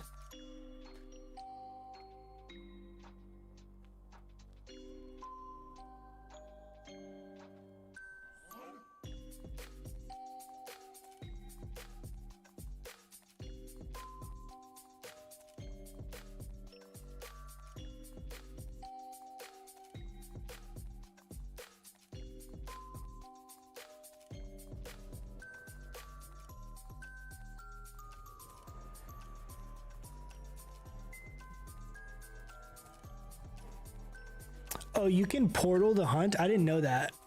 That's insane. I mean, that's huge. So that's like a great example of like a very nuanced thing against a matchup to know how to survive. And it's a lot of those little things like, okay, I'm going to use this when the rogue does this. I'm going to use this when a warrior does this. And this is how I'm going to survive this cooldown. And it's a lot of those little specific things that is really what, you know, I would say from a survivability perspective, that's kind of like the biggest, you know, biggest impact, or going to be the biggest impact in your play style. Another thing you want to not do is like, you want to be very cautious of when you're using Unending Resolve, because it's such a strong cooldown. Using it effectively, and also like if you're playing with a healer, presumably that you communicate cooldown so that you're not, say you're playing with a paladin, if he bops you, you don't Unending Resolve and things like that, where you're training all of those cooldowns together. Another really significant thing is managing kicks. So if you can bait out kicks and then utilize your fear because they don't have any way to interrupt it, that's also like a very strong way of breaking up their goes, you know? Does lack of mobility bother you for Warlock and Demo and BGs? Not really, because honestly, I mean, I get if you're playing Affliction, it's probably superior. I think Demo is right in between Destro and Affliction as far as mobility, because a lot of people think of Demo as this like just hard casting every spell type of thing, but between Soul Strike and Power Siphon and Demonic Strength, all of those are instant cast, right? And then all your demonic core procs you're getting, all those demon bolts are all also instant cast. So it's pretty rare that I'm hard casting a lot of shadow bolts. It happens, but it's not one of my main casts. Most of my actual casting is Hand to Gul'dan, right? Virtually everything else is instant cast. So I feel like in a lot of situations, the vast majority of what I'm casting, I can do on the move, or it's instant cast where it's not precluding me from moving around at all. So a lot of what I feel like Demo's skill cap is in PvP is getting good at dumping your shards with Hand of Gul'dan at the right times and not getting kicked on Hand of Gul'dan, because that locks you out of everything. So if you know like a warrior's on you and he has his kick up, like it's not on cooldown, you like start spamming fear or drain life, something to get him to kick you on shadow, and then you can start dumping all your Hand of Gul'dan procs, and he has to basically waste like a stun or something to interrupt you because he has no way of kicking you. Once you kind of get that down and you're in, that becomes like second nature. That I think is the biggest, to me, that was like the biggest like point where I was like, oh wow, this actually doesn't feel as bad as I thought it was going to. Because when you kind of get in this mindset like you're having to hard cast everything, that's tough. But you basically can play like two modes. Like if you're able to free cast, you just do like a PvE rotation, and then if you're not able to free cast, then you start prioritizing like your curses for utility. You start casting like fear, trying to basically bait out their kicks. If you're spec'd into Doom, you cast Doom, like you keep it up all the time. Like this is a huge portion of your damage in a lot of arena games, right? There's a lot of just different ways you can kind of play it, and kind of going from like offensive mode to defensive mode and figuring out what spells you prioritize and which is that like a big part of that learning curve, you know?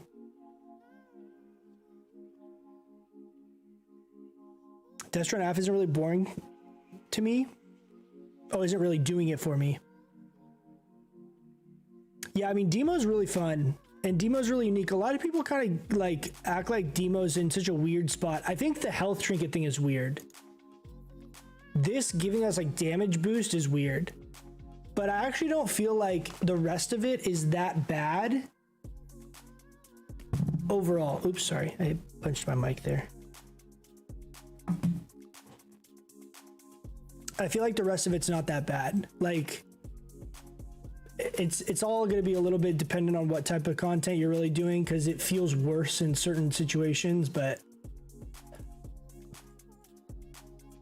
this dagger is a really cool model. I totally forgot about this. You guys remember this?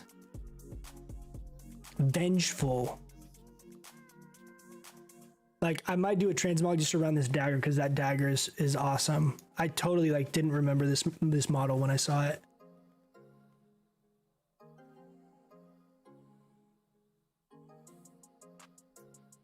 You always would port the hunt. That's, I mean, that's a really good trick. I literally had no idea that was even a thing. That's huge.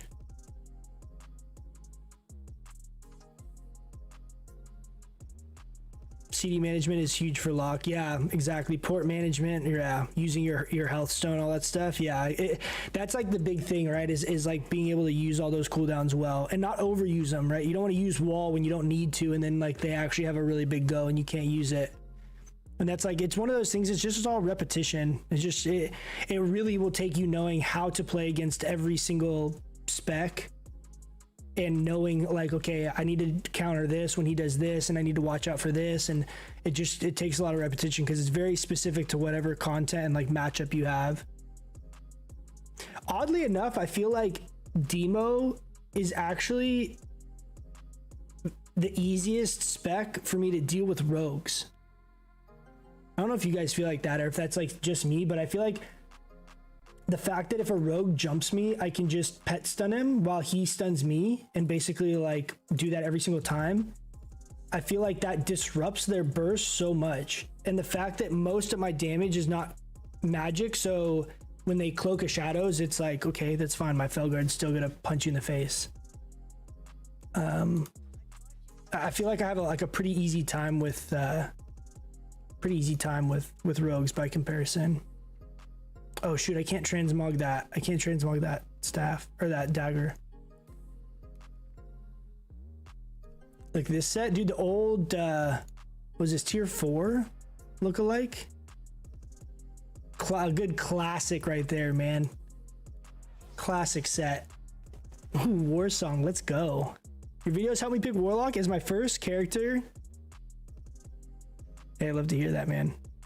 What spec are you playing, bot? How is questing and doing the tower with Demo Warlock? I think Demo is the best spec for that content. So I have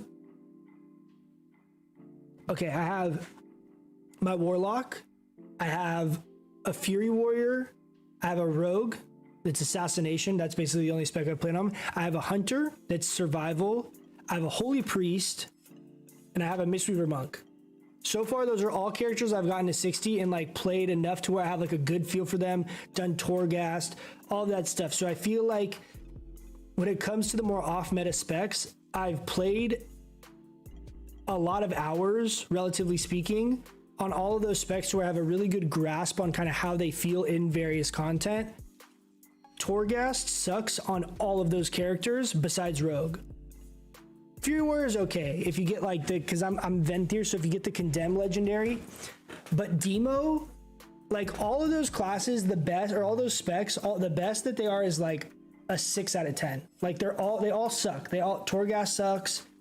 I hate questing on them. Like the healers don't really feel like you can really stay as a healer and really do the content. Like you still feel like you're kind of just, you suck at damaging things. They don't feel good. Demo in Torghast is amazing. Demo, the way Demo feels in Torghast is how every spec should feel in Torghast in their own way. Like the power spike that you get in Torghast as Demonology is so fun that I genuinely enjoy doing Torghast on my Warlock. I don't like doing it on any of my other characters though. And Demo and open world content and questing and world quests or any of that kind of stuff that you do is great. I think like Demo is so good for solo content. Just the fact that your pet's tanky, you have a lot of damage coming from your pet, and like just the play style just caters so well to open world content that I think it's great. I don't do very much open world content at this point because I do like the world bosses usually, but like that's about it. I don't do like the world quests or anything like that.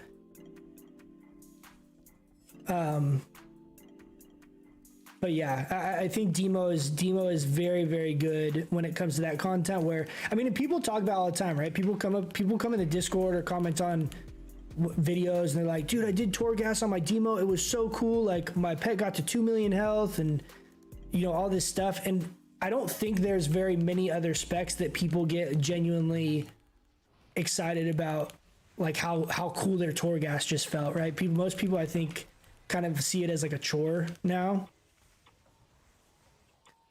Yeah, so I think for that content, Daniel, that Demo specifically is in a very good spot. This is sick, dude. This ghoul costume. So it goes away when I mount up, and then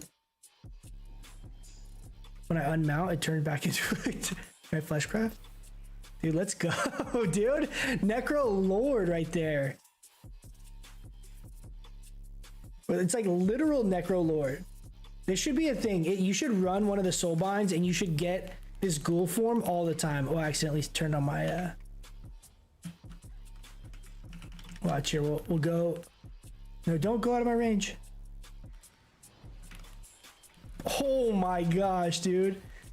That was like almost 100 to 0 right there, just with decimating bolt and 1 demon bolt.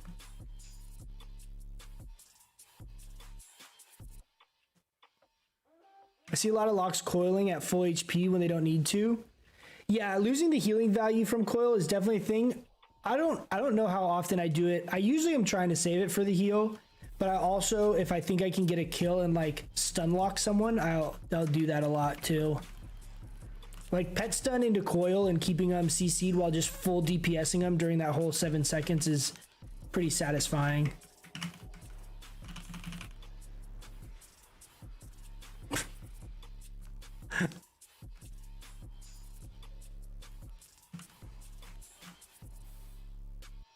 We can graveyard camp these guys.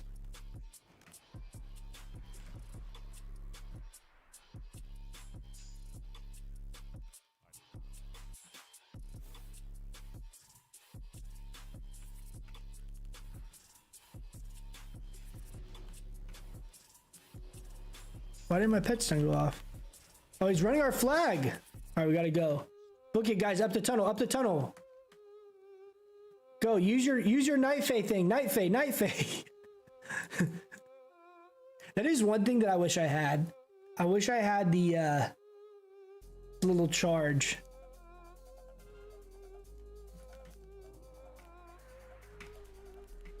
Okay, here we go. Watch. So I'm gonna go here. Watch coil.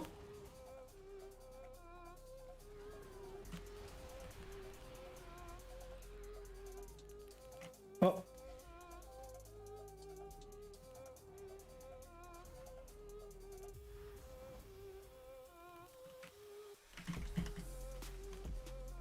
Oh.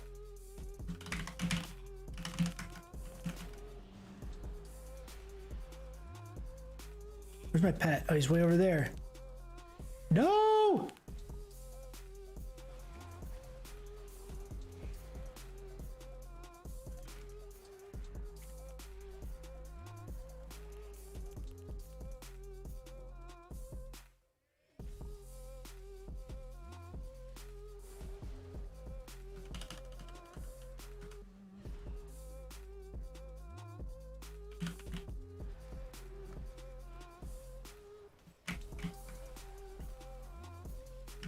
Okay, here we go.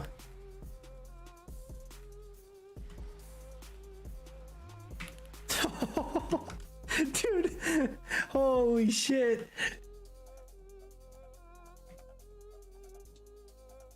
That was great. That was so much damage.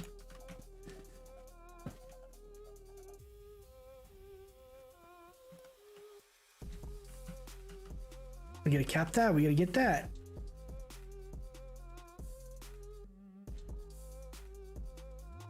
Leveling and questing is Affliction, but I might switch to Demo. I think Affliction's like okay, but I feel like Demo's just way better because Affliction's damage is all like, say you have a dot that's 18 seconds and the target dies in 10 seconds, you're basically wasting like half of that DPS value, you know? Shoot, this might be bad. I'm really slowed. Stupid Frost Mage. No, I don't want to lose this cool costume. Oh no. Hellstone. Gateway. Huh. Nice.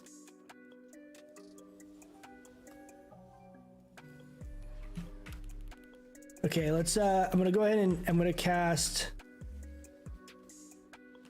hand. I'm gonna Tyrant here. Okay, watch. We're gonna go really ham on this Hunter. Oh, he's gonna die before I even do it. Damn.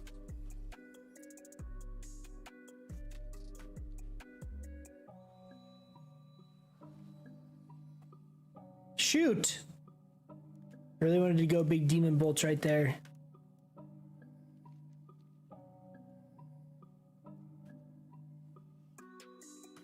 Oh.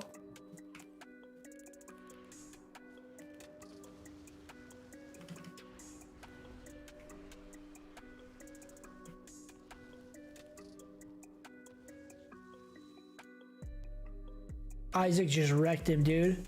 Isaac's like, dude, get out of here. Little rogue. Or you want to grab it, you can just Night Fae across the map again.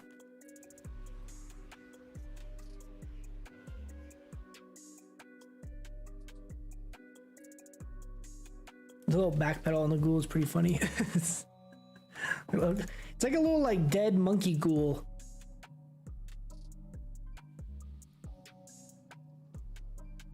What pet spells do you bind to the keyboard? Sorry, you're new? No, don't worry, man. Ask away if you have questions. I have the basic Fellstorm, like I just casted it right there, is bound for me. I also have the pet stun bound to a key. Those are the two that are like really significant. Jeez, dude. I also have Legion Strike bound into my mouse wheel up. So this mouse wheel up is a pet attack macro. This pet assist, pet attack, / cast Legion Strike. And that's a pretty big one because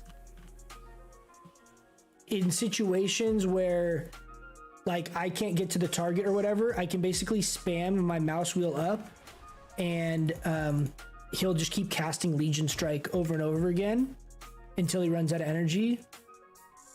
So I use that to control my pet. I have mouse wheel up as my pet attack, mouse wheel back is like my pet passive. So that's the way that I kind of like micromanage where my pet's going. And then I have the Fellstorm. The normal Fellstorm ability is bound. Demonic Strength is obviously something you have to have bound as just a normal ability. And then I have my pet stun bound. I also have a focus pet stun macro, but you don't necessarily need that. But I do have that as well. Flags over here, our graveyard.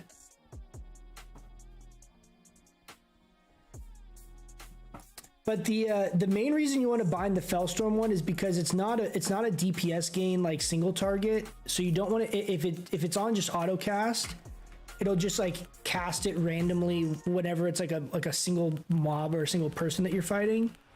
And you don't want that. You want it to, holy shit.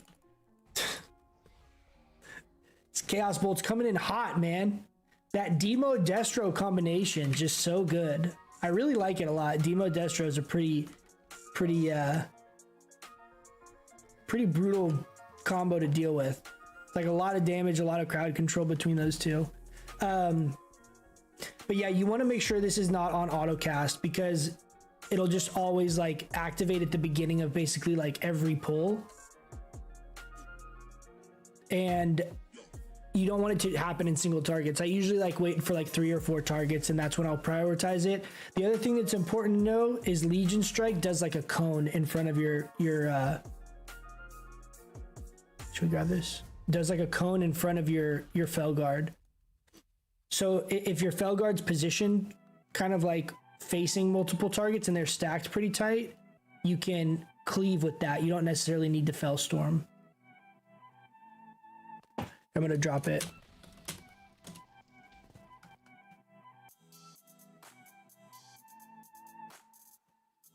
Someone that's faster than me pick it up. It doesn't matter who. Nice. It's fine.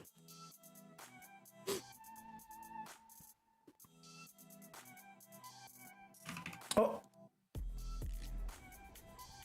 Thanks, man. Super helpful. Yeah, man. I have a video I did on like I think I called it pet control.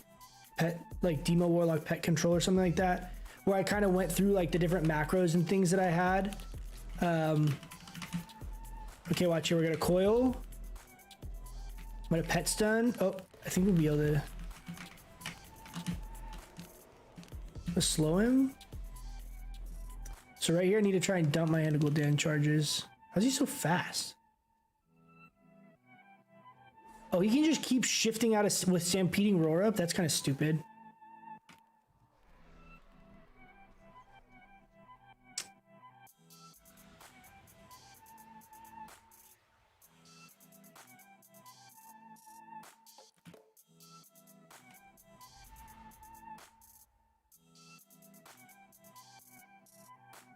I feel like he's gonna drop down. If they can like push him from running up there. Oh, my Felguard's up there. Okay, so what I'm gonna do. My Felguard's just up here attacking him. If he jumps down, I'm gonna resummon my Felguard down here. And then we're gonna pet stun kill him. But it's a pretty good combo right there if we can pull that off. So like in this situation, I'm spamming my mouse wheel up and it just dumps all of my pet's energy on Legion Strike.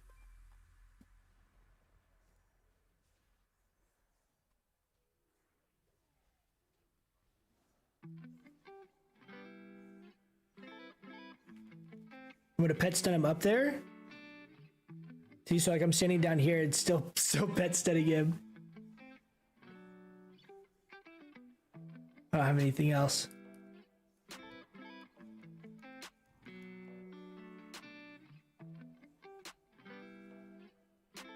Damn. Like now he's like attacking my pet.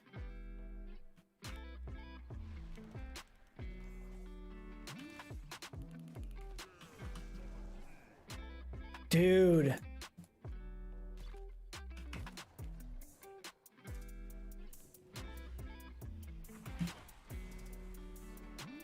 How's he getting healed?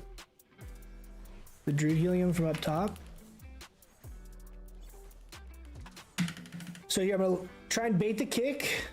He kicked. Then I'm gonna dump my charges. We're gonna go up to the roof. See, one thing like with this soul bind is this, if I'm slowed at all, doesn't really have any value.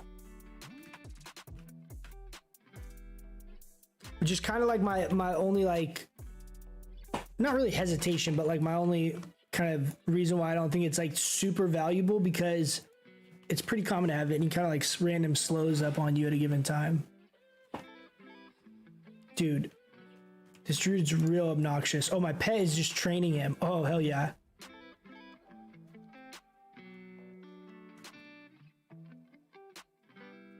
I didn't even realize my pet was literally just going at him right there. Look at this Legion strike. My pet did 70,000 damage to that guy.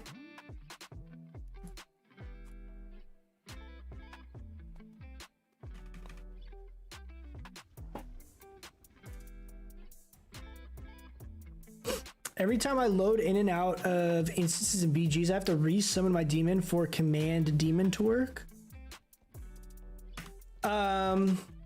That's a good point. I have had similar issues, but not all the time. It's not to the point where I can say like it does it every time I do this. The times I think I've had it the most where like I've noticed it is in like dungeons, when I've zoned into the dungeon that my pet stun won't work. But I haven't had that same issue like with arena or like BGs or anything. I think it's been specifically in like dungeons. We got 2 more spots if anyone wants to join. 2 more spots.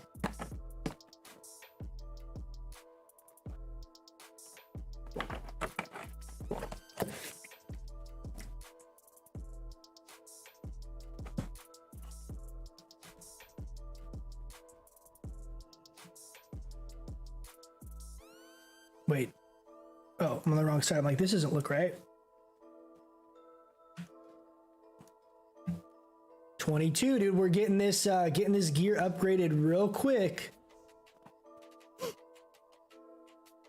The thing that I also am really hyped about too for my demo setup is I have the rank 4 helm, so I'll be able to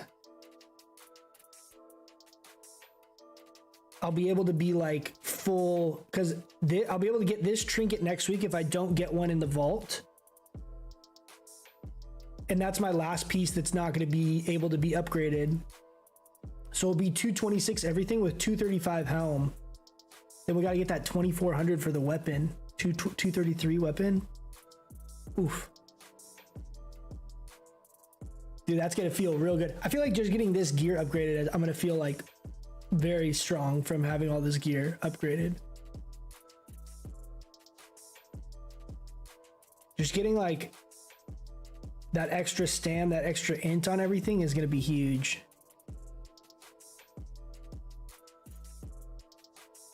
I've had where my bugs where my demon is stuck in the spawn zone. I've had that too, actually, in like Silver Shard Mines, where like my minion like won't jump down. I've had that same problem.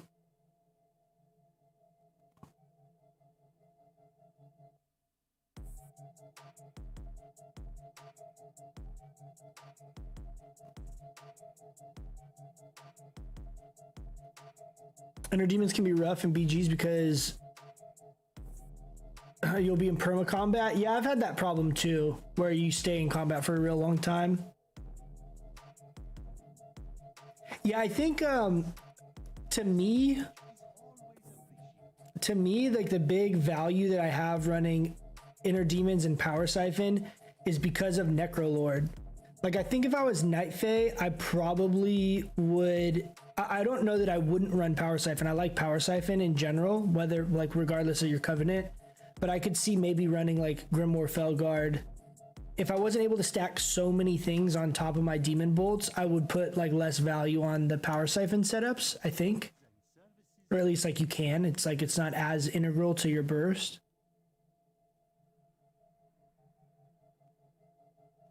This is so much honor I have to get. So we have like 2,000 right now, but I need 1, 2, 3, 4, 5, 6, 7, 8, 9. I need like another, damn dude, I need like another 15,000 honor. I have to like get honor capped again. And then I have to get honor capped again before 2,400 to get the weapon upgrade. The weapon, the staff weapon upgrade is like 14,000 or 13,000 honor just for the weapon by itself. But I mean, it's pretty massive, dude. 363 int on that staff. Oof.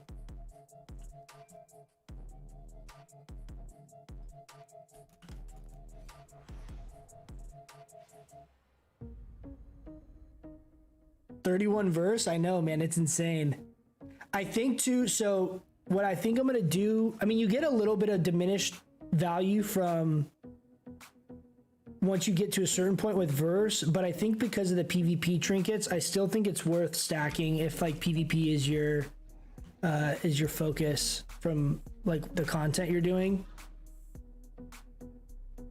But I still need another thing I need to do before Tuesday is my weeklies for stupid Stygia, because I have 3 of the 6 sockets. I have my neck. What I get? Oh yeah, neck, my bracers, and one of my rings. And I need my other ring, my cloak, and my belt. So I still have 3 more sockets, but that's another, whatever that is, 48 verse that I'll be able to get. And then worst case, I can always just swap it. Like if I feel like I want to sit at like 30 verse, I can like swap it with and throw in other stuff there. Bot, are you still here?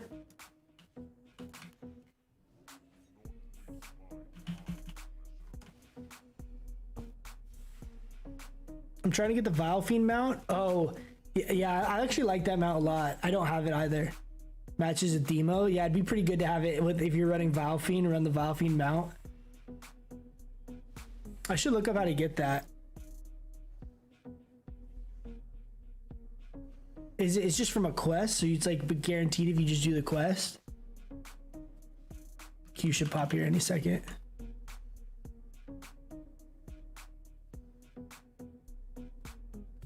Yeah, I have like the Infernal mount, which is like a pretty cool mount. So I'm not like, okay, so bot, look, the macros that I have my pet in, like pet attack, and my pet back. So my Felguard will charge in, or I can do this, right, where I'm kind of like send him in, and like if I'm running away or whatever, I can control my pet really easy with the mouse wheel. This is like very, very important. I keep this Pursuit, which is like the charge ability, just on autocast. So he does that anytime it's up. If you really wanted to get crazy, you could try and micromanage that, but I don't think there's a huge amount of value in doing that. But if you have the Fellstorm on autocast, for example, and say you're in 2 different situations, you have a single target fight that you're over here DPSing for a while. If you have this on autocast, it's going to just Fellstorm right now, which is a single target DPS loss. And you want to have it up for then when you're like have an AoE situation, and then you say you run over here and you send it there, you can hard cast the Fellstorm intentionally where you're actually hitting 3 targets and getting the value from it. So that's the reason I have like those specific abilities bound the way that I do, because if they're just auto casting, you're not going to get a lot of value from them. You'll get some, but it's not very effective. Should we go Destro on this map? You guys want to see some big chaos bolts? I feel like this map is really bad for demo. I feel like my pet always like ends up some weird part of the map, like running up the stairs, like trying to get back to me or something.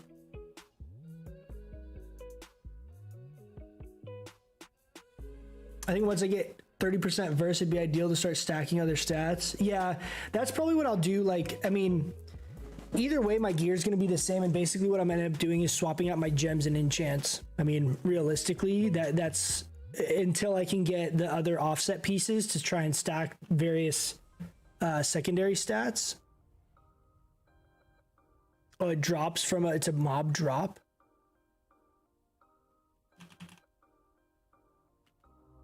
Let's you know what? Let's try this game. We'll try the let's do this.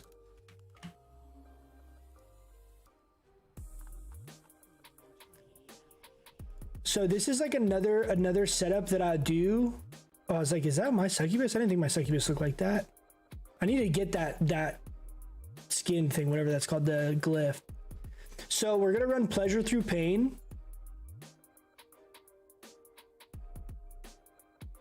And when I do this, I basically just keep my succubus on passive the whole time. And if I get jumped, I use my the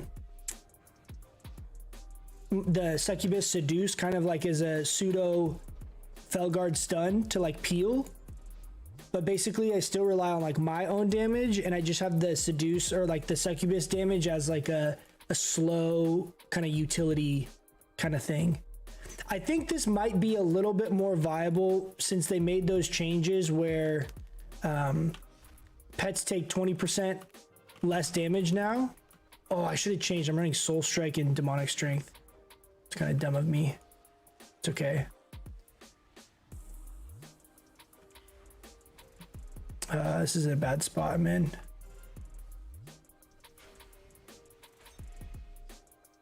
I'm gonna drop my...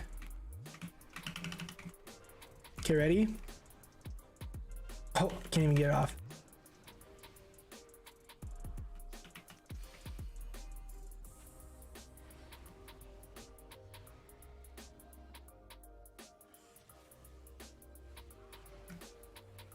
Feels bad that I took Demonic Strength and Soul Strike.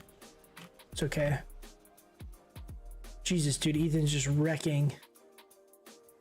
Templar verdict for 35,000. Get out of here. Are you kidding me?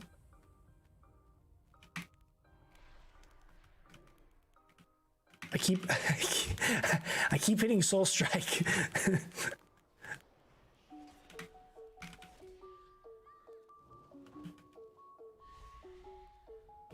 What the hell is that bubble, dude? I'm gonna draw my circle right here.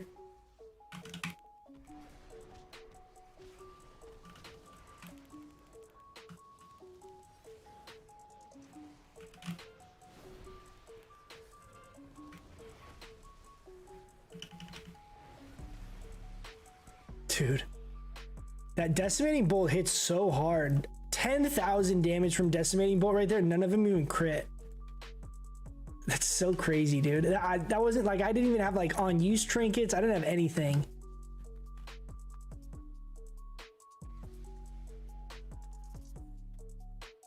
Change demonic strength. I know. Big F. I know. We'll do it again though. We can do this setup again here, and I'll have the right talents on. I literally, just by habit, I keep hitting Soul Strike. Good like 8k demon bolts though.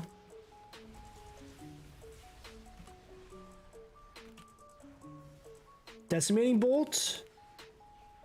Jesus, dude. So much damage with the potency conduit.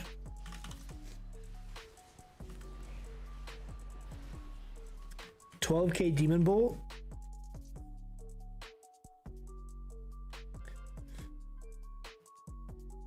Damage wise, a pleasure through pain or Felguard with demonic strength. They're very different. Very, very different. It's crazy how different the playstyle.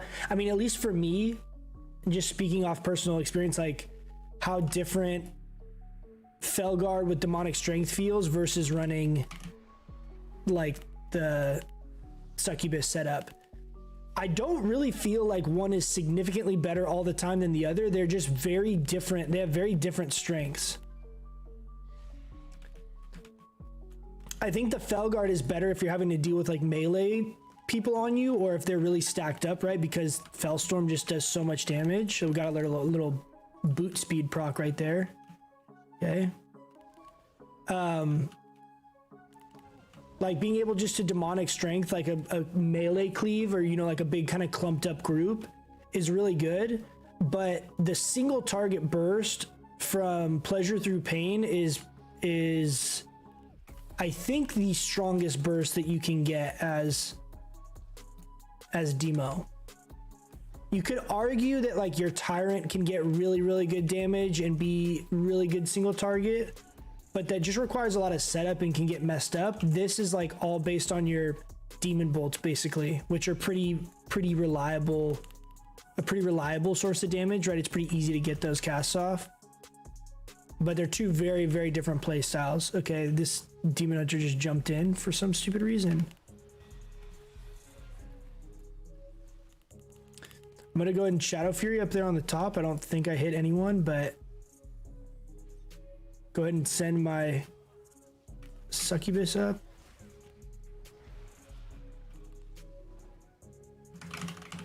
Kick that.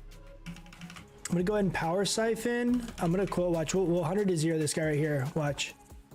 Oh my god, are you kidding me? He bubbled. Convoke. I'm just gonna take it. See ya. Oh, dude, this guy's not even releasing. He's like, dude, what the hell was that? That's great. I love that, dude. It's one of my favorite things when you're playing people and they don't release. They're just sitting there like, what just happened to me?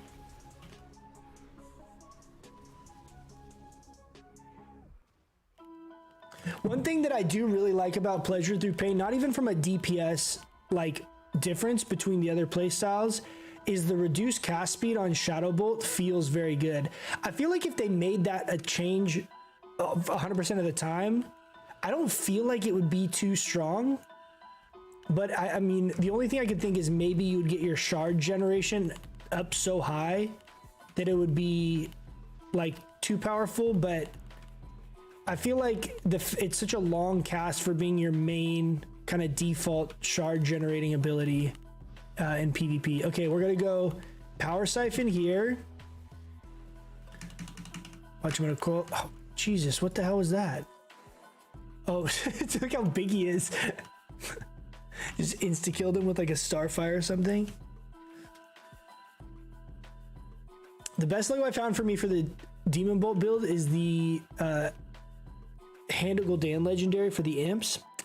So I actually think the demonic synergy legendary is better for the bolt build because it increases the damage by 15% and doesn't require you to like get a bunch of other casts off.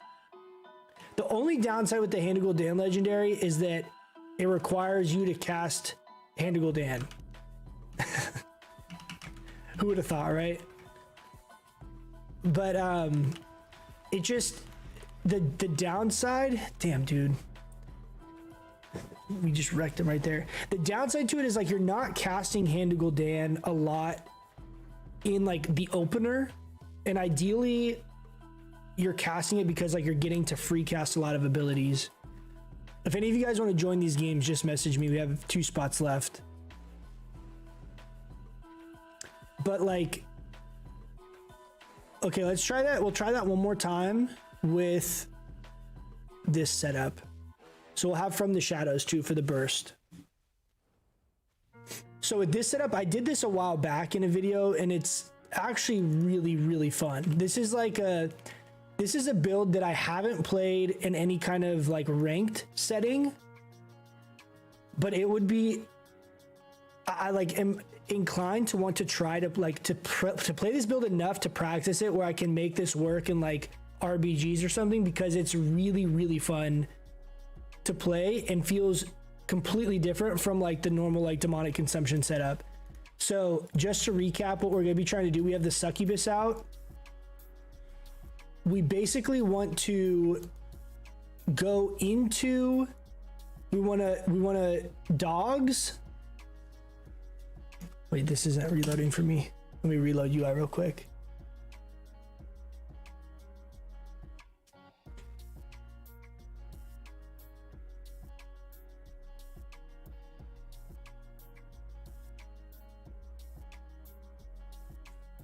I feel like the burst with demonic strength is strong, but I find the succubus build so fun to play. I feel you exactly. Like 100% I agree with you. Demonic strength is very good. I would say the issue with demonic strength is if maybe you're playing CC kind of setups. Demonic strength obviously can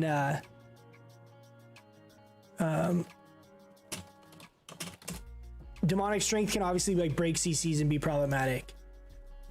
But I mean, I think this build, this exact build I'm running has a lot of viability. I haven't played this enough to be able to like give you like a lot of helpful information when it comes to this build, but this build does feel very strong at certain things. I also think if you run this build and you have an on-use trinket, pairing this with like your big demon bolt burst with on-use trinket gives it a lot of burst potential. Like not as much as Destro, but you get pretty close with like the power siphon double demon bolt damage. And if like that's all amped up, your burst is like still kind of there, but it does require like a little bit of a setup, but not really any more setup than Destro requires. And the thing that I really like about it is that if you're not Necro, right, say you don't even worry about Decimating Bolt, the setup is all instant casts, right? It's Power Siphon, and if you're running Inner Demons, like you just wait for getting the 2 imps up, Power Siphon into Dogs, into Demon Bolt, and like that's your go. And it doesn't, like you can't get kicked on it, like that by itself, and basically playing around like that little mini burst is pretty satisfying. So again, this playstyle, we basically only need to get up to 2 shards for this burst to work. So if you're just kind of like casting in a normal situation, then I'm going to go ahead and Power Siphon into Dogs, and then I'm going to go Decimating Bolt, Demon Bolt. Jesus, dude.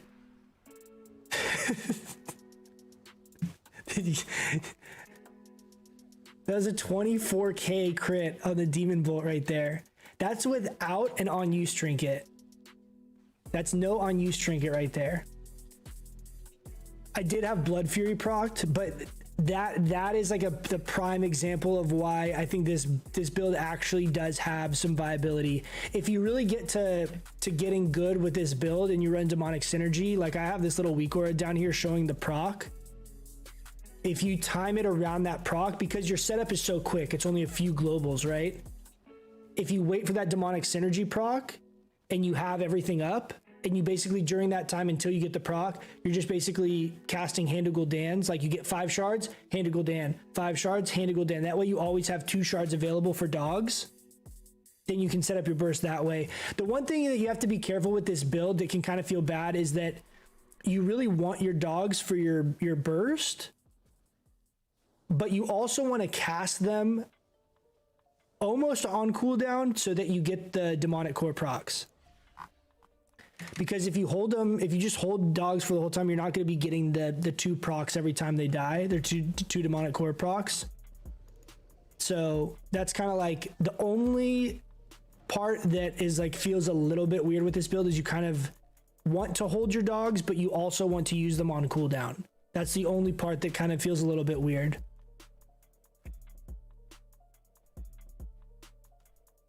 $24k crit. I know it feels, this build feels very, very good around those big Demon Bolt setups. The only thing is I think most of you guys are not playing Necrolord, and I think a big part of Demo's burst with these setups, so like the Demon Bolt builds, is amplified a lot by Decimating Bolt. Like Decimating Bolt is insane for Demo. Like I absolutely love it. I know a lot of people love Night Fae because the mobility is so good, but like I've just gotten so used to kind of playing with Decimating Bolt, and I really like that burst in PvP for Demo specifically. I don't really like it for Destro. It definitely has its cases where it's still good for Destro because your Incinerates can be critting for like 8 or 9k with the Decimating Bolt proc. But for Demo, I feel like I actually get a lot of value from Necrolord. Like for Necrolord, when me playing Demo, I feel like Decimating Bolt is a really cohesive like addition to the rotation where I'm wanting to use it consistently because of how it makes the playstyle feel. And I feel like for Destro, I don't feel like that. I feel like it's kind of like a waste, and I don't feel like it feels like that for Affliction, which is kind of unfortunate. I wish it was a little bit stronger. Like I wish it buffed like Chaos Bolt's damage by 10%. Like I wish it wasn't as big of a buff, but something that like was another way you could kind of like set up these big bursts the way it feels like for Demo.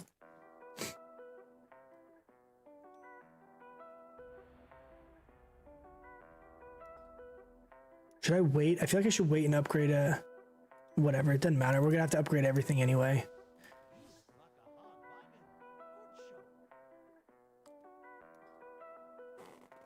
What conduit do you use for this build? So conduits in general, always, this is like rule of thumb, everything for Demo. The most important conduit is Fel Commando. Everything else is not very important. I would say if you can run Fel Celerity, this is like the other like very important conduit, but like in BGs, you very rarely like even need this. It's mostly like an arena thing. Fel Commando is the most important one. Born of Blood is okay. Carnivorous Stalkers is okay, but these are all like random procs. So there's times where they're really nice, but there's also a lot of times where they're wasted, or you don't get the procs when you need them, or you get the procs into like a defensive from the other player. So the fact that these are kind of like random, I don't like, and make it really hard to utilize well. Decimating Bolt, I really like with all these setups that we have all these like big burst goes.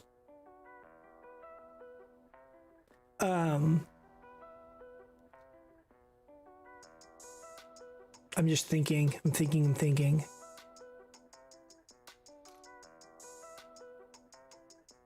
I was thinking if there's like any way I can run. Another way you could play this,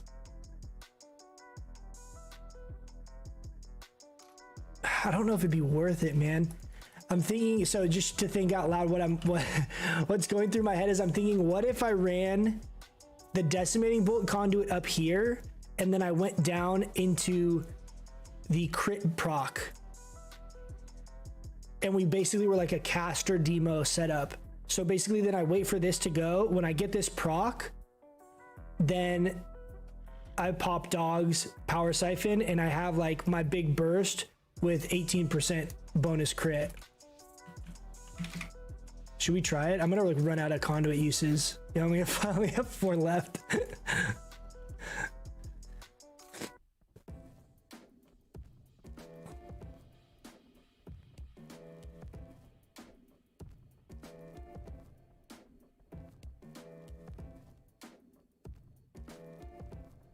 No one went Blood Elf?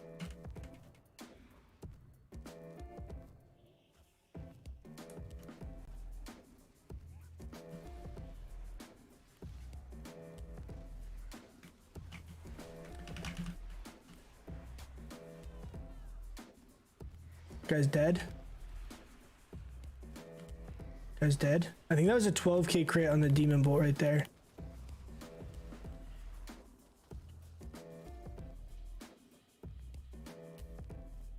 It was. That's just like completely like no big buffs or anything, just an instant cast Demon Bolt for 12k to that pally. Yeah, no one went Blood Elf. We'll cap Blood Elf right now. Soul Rot gives you that mastery buff. Yeah. Soul Rot, I think, I mean, for Destro, Soul Rot probably is pretty good. I mean, like in general, I feel like, I don't know the soul binds as well for Night Fae, so I don't know how impactful some of those are.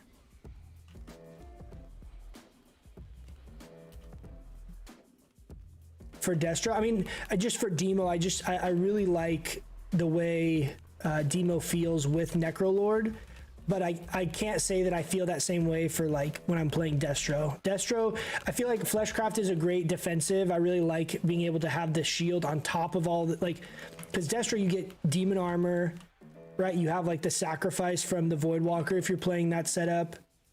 You have the health trinket, and like all those things can scale with Fleshcraft. So there's some value in that aspect. But the other thing that's nice is if I think I'm gonna get kicked on Chaos Bolt, you can Decimating Bolt and like triple Incinerate for actually like really good damage. It still hits pretty hard and people don't expect it.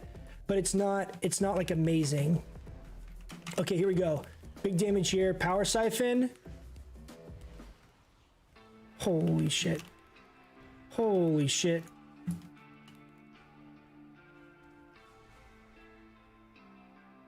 I love this little ghoul costume.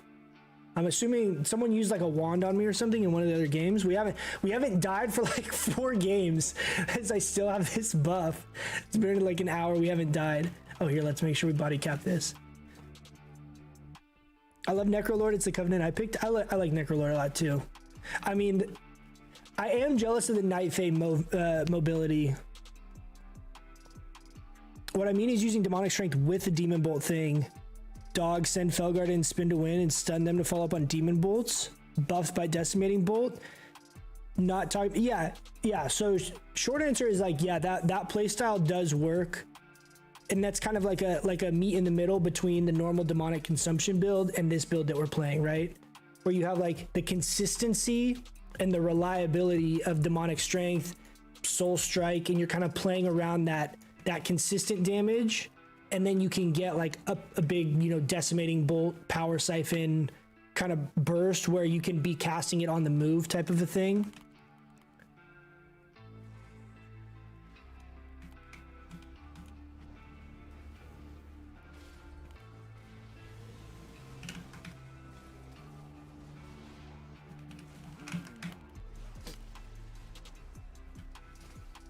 Ready? I didn't mean to cast that.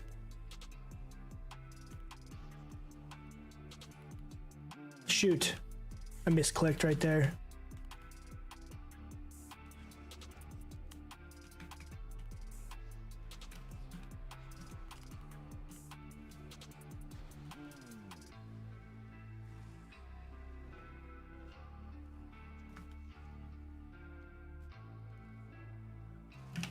Okay, well, Power Siphon, watch his Pally's health. This is without the dog buff. It's like literally just 3/4 of his health, like instantly. Oh, get this guy, get this guy.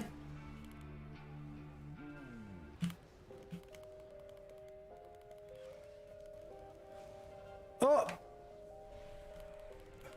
what happened? Why'd this pop up? Go, Tyrant, go! Get him!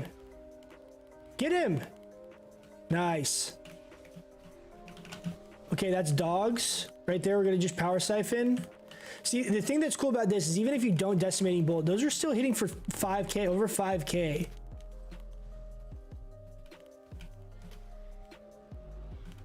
The other thing is I feel like this build is gonna be a little more viable with the Succubus setup as you get better gear, right? Because everything's percentage health based with our pets and like their health and all that. So if you have like 50,000 health, your Succubus is going to be much tankier than if you have 25,000 health. So that's like another thing where this build, I feel like one of the weaknesses is kind of the lack of tankiness of your Succubus. But as it gets more and more health, and if you kind of figure out how to play around it, I haven't played with Succubus enough to be very comfortable with like how I should be playing with it, you know?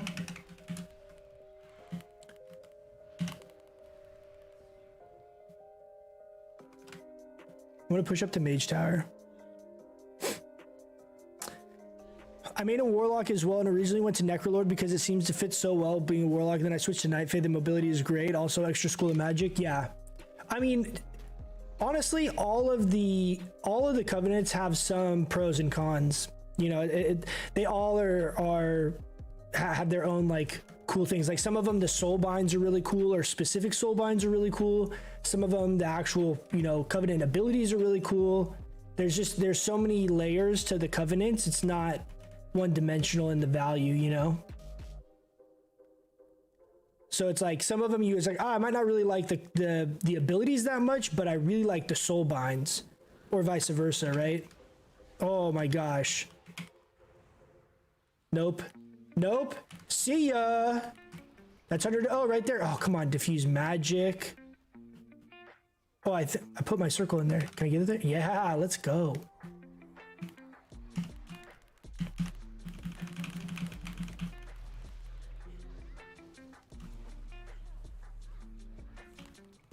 That's kind of cool. So like if I'm having to chase people, like that proc can be actually kind of useful.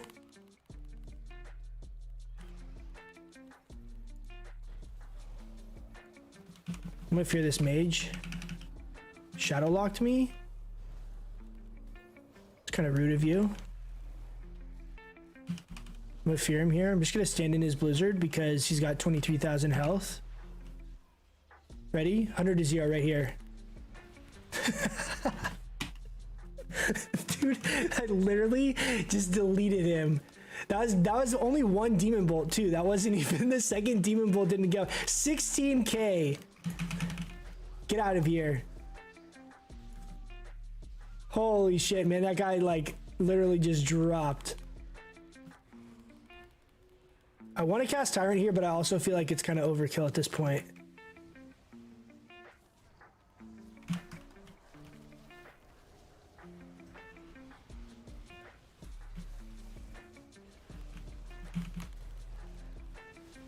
Ready? Oh, bubble. Okay. Kick it. Kick it. Kick it. Kick me.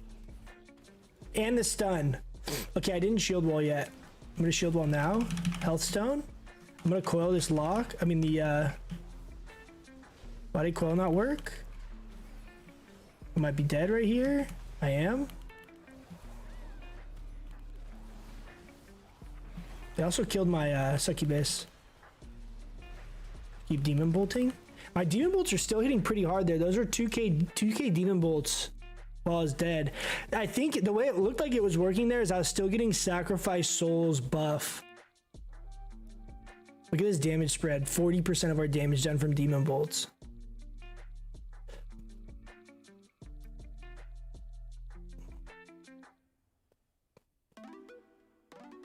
I heard you mention people could join you for BGs. Yeah, so we're just, I think we have one more spot left. Voodoo, just message me in game. I'll invite you to the group. We're just queuing normal BGs. Since we hit that rating, I'm trying to just farm honor up. It's Coachella. This is my character's name. And then I'm on Bleeding Hollow. Just shoot me a message in game and then I can invite you. Okay, I'm going to trinket. Watch, we're going to coil here. Watch this, 100 to 0. 100 to 0. I only have one demon bolt proc. If I had 2 demon bolt procs, I think we kill him right there.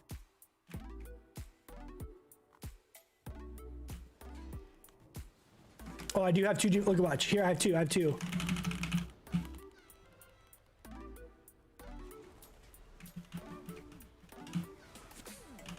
Holy shit, dude. He literally just runs up and... What the hell is that, dude? This class is so stupid. He literally... that had to have been Divine Toll. That is so dumb. What's that guy's name? Bubble Butt? Yeah, Judgment. Cast 3 times, hit 7 times. Like, how has Blizzard not fixed that? That's so frustrating, man. That's such a dumb ability. I'm gonna eat real quick. Like, the fact that they just instantly run up and do, like, 20k damage with no setup, like nothing. They just run up and just, if they crit, they 100 to 0 you. I feel like I should probably, no, we should be fine. Pretty close game actually. We gotta win this mid fight. We gotta win the mid fight. What's up, Quack? How you doing, man? It's going good. How you doing? Here we go. Ready? This is big. This is big. Oh no, I got shadow locked. I lost the decimating bolt buff right there.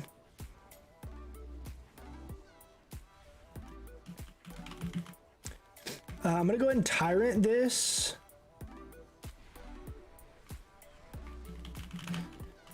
One thing too is you actually have a good amount of cleave with this setup because of your Dread Lash.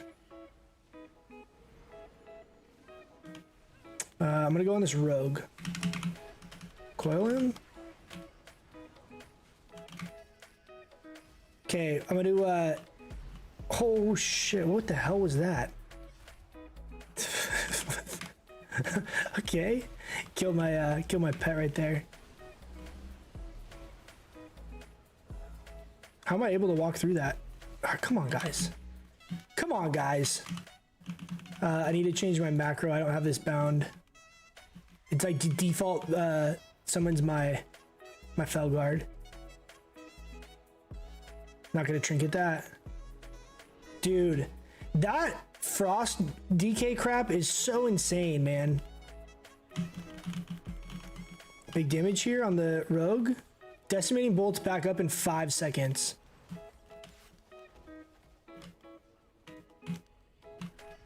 Okay, here we go.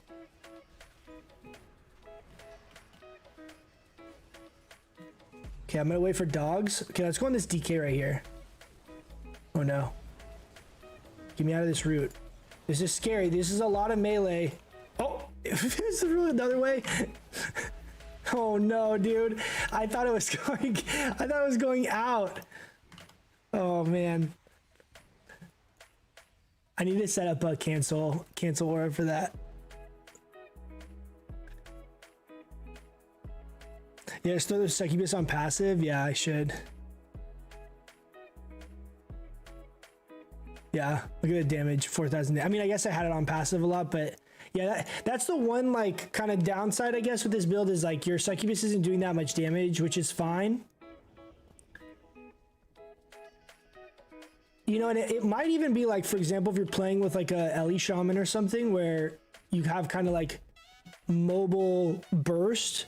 I could see this build actually pairing really well because you guys can both basically, your ability to burst a target is kind of the same criteria.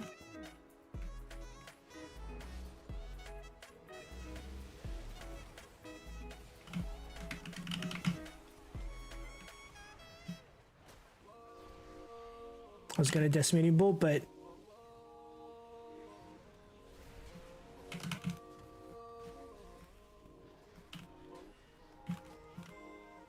big 10K.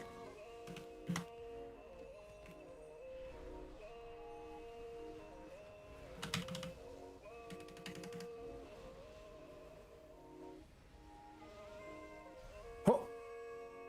Oh.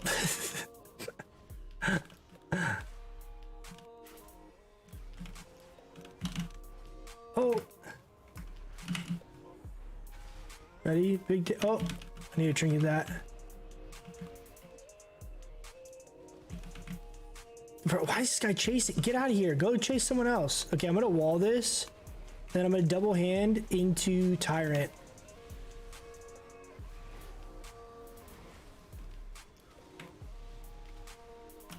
I'm actually gonna coil this guy. Oh, can we get it off? No, he's out of range. Shoot. That was a kill right there for sure. For sure, that was a kill.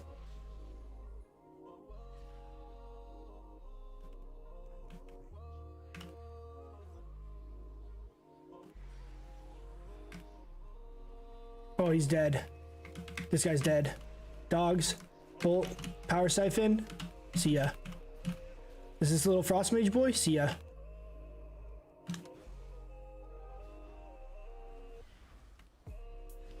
Dude, do we? I don't think we win with that, do we?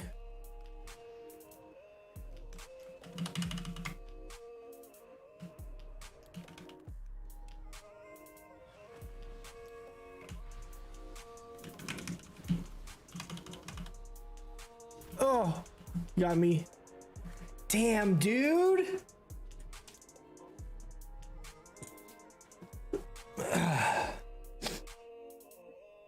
Dude, Ethan's doing so much damage. I don't think he's even the, he's not even the Kyrian stuff. I think he's, I don't even know it. I think he's Vent there.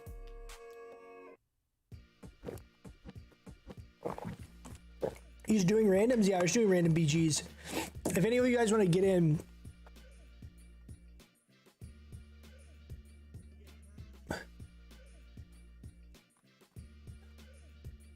if any of you guys want to join, we got a couple spots.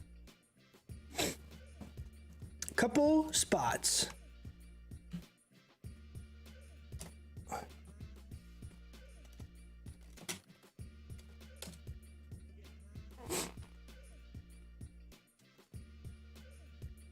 Deleted someone in 1 second, 30 seconds later calling another class broken.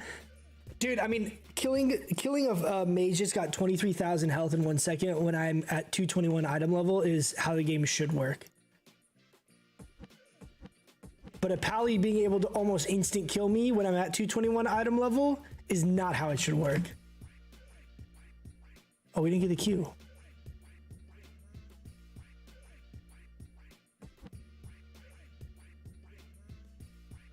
What's going on? What's that error message? Sure, you can join whenever. Yeah, just message me in game and I can invite you. I started a demo since I watched your videos. Love to hear that, man. That's awesome.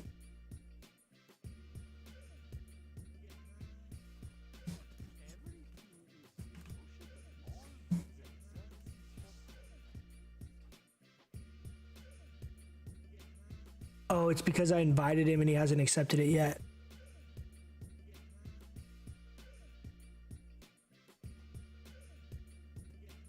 Here, let me leave this and I'm gonna re-invite you because it's bugging out.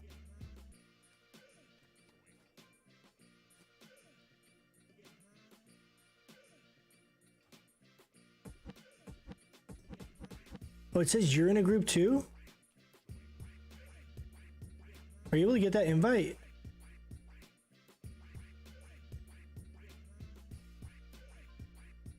Yeah.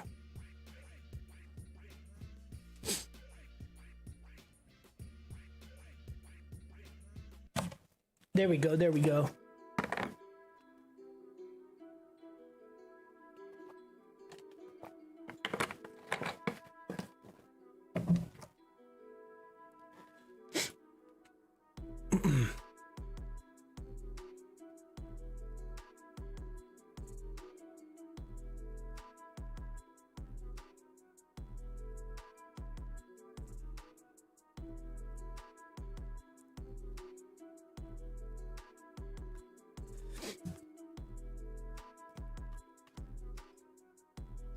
$600.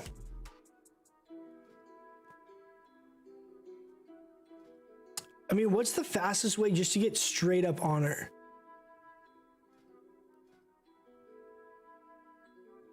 You think it's from doing RBGs? I have to stay. How does this work? I haven't like tested this. If I playing a game as 2100 is relevant for the vault, right? But if I just leave my rating, this will let me just continually keep upgrading my gear, right? Because I hit 2100 and then I stopped. So like, I don't necessarily want to do more RBGs until I can upgrade everything. Just on the off chance like I tank rating and like I have to climb back up or whatever, I feel like I should not do RBGs. What about RBGs as demo locks? Maybe once I get my full gear, I'd be more inclined to do that. RBGs for honor farms the fastest if you can queue quick.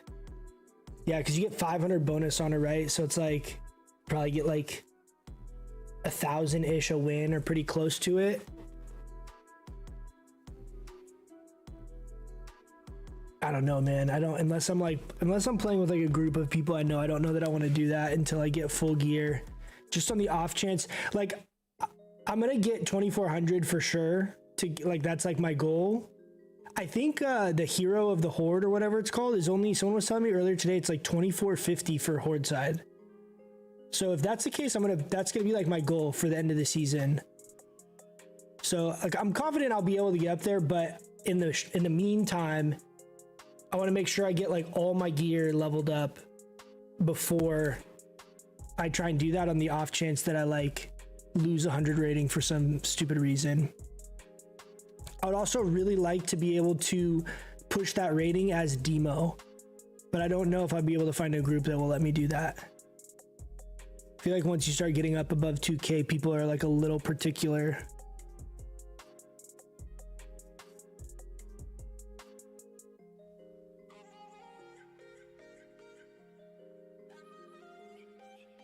It'll allow you to keep upgrading your gear even after weekly reset. Like for the whole, like, so if I, say I did RBGs and I dipped down to 1900. You're saying on Tuesday I could still upgrade all my stuff to 226 because it's unlocked for like the season, basically? Is that how it works?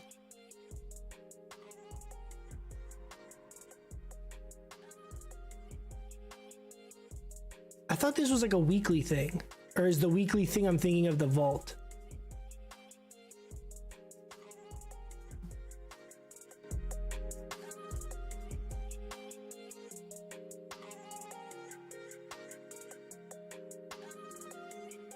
I do RBGs demo, you can expect people to cry.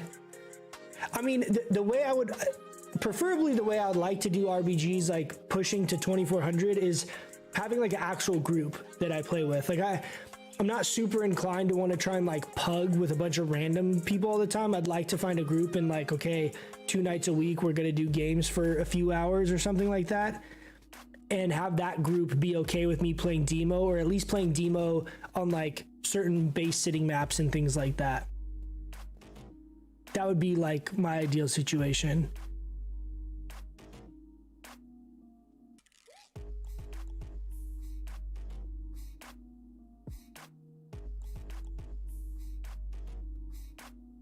Haven't even tried looking for RBG groups yet, but I'd like to. Yeah, I mean, it's easy to set up your own YOLO group too. Like, if you queue YOLO, like if you make a YOLO group,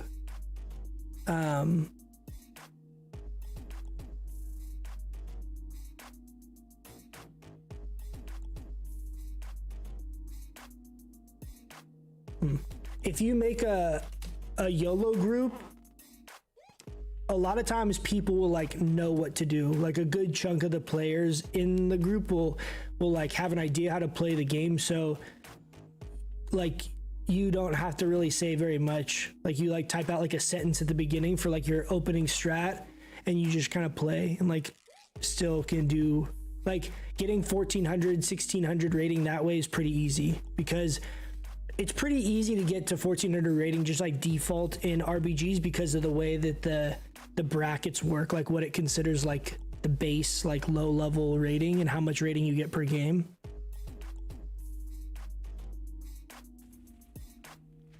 If you keep above 2070, you can upgrade whenever. You only have to play for the vault. Okay.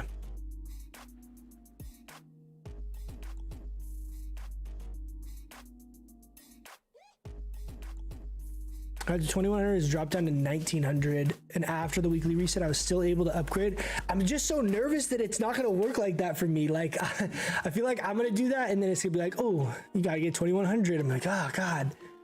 And I feel like for me what will happen is if I'm able to upgrade all of this stuff, because all my gear is PvP gear, that my eye level will be massive, where it will be a really big deal for getting invites and stuff like that. I'm not that worried about my rating after I can upgrade all my gear, but I really want to get full 226 before I mess with my rating at all.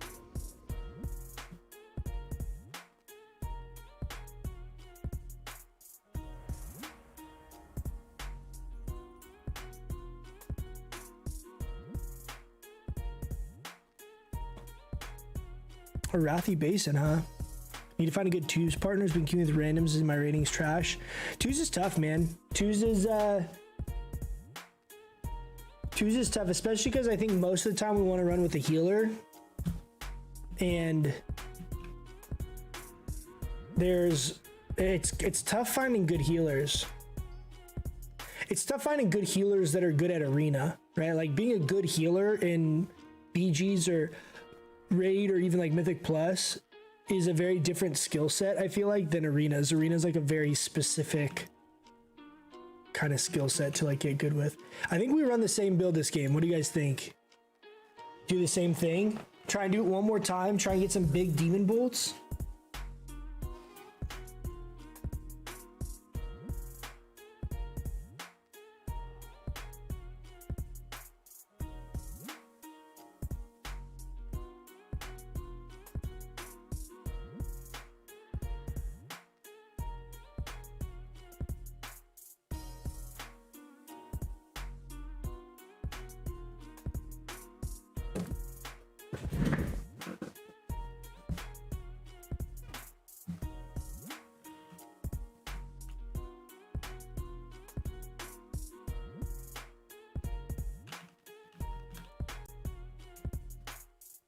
I kind of like this transmog. This is a new one just today, but I kind of like it. Takes me back to my classic Boomkin BG ranking. Seeing all the casters in their PvP gear.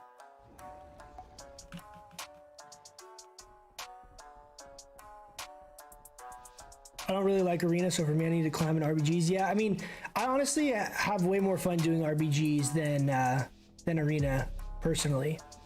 I like Arena too, but I just really like BGs.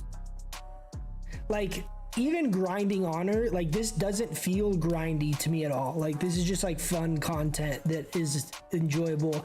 And I feel like even normal BGs are even more fun because as you get better gear, like just being able to steamroll people with shittier gear is just always fun. I'm gonna drop my circle back here. They have like a big ink here. Oh, my circle didn't drop.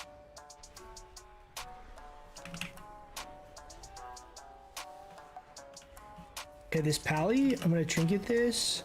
I'm gonna juke him this way. Oh, he's gonna run? Okay, watch.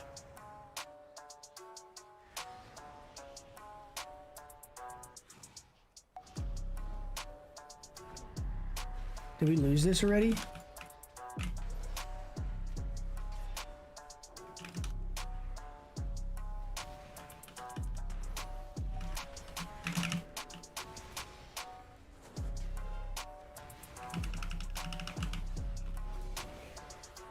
Damn, we lost Lumber Mill.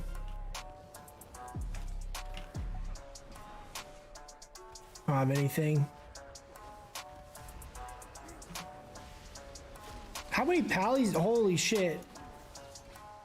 They have 6 Paladins on their team? Seems a little excessive. Little excessive. Playing the Succubus PvP talent, is that the new go-to? Not really new go-to, we're just kind of playing with it. This game, just having some fun. I've been playing Destro to climb in RBGs, and I haven't played Demo in like 4 or 5 days, so just messing with Demo again, trying to get back in the Demo swing, you know?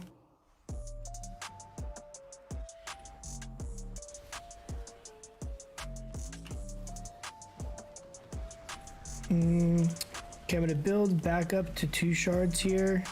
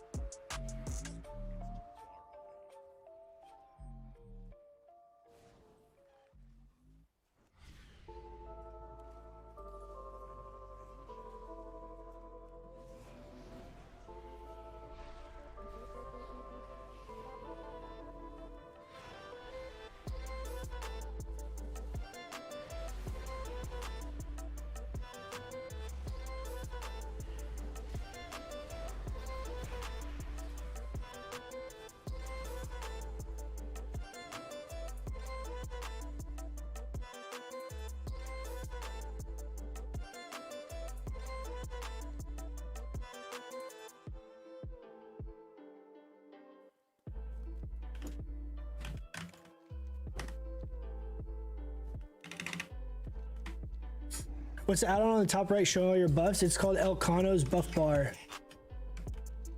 It's Elkano.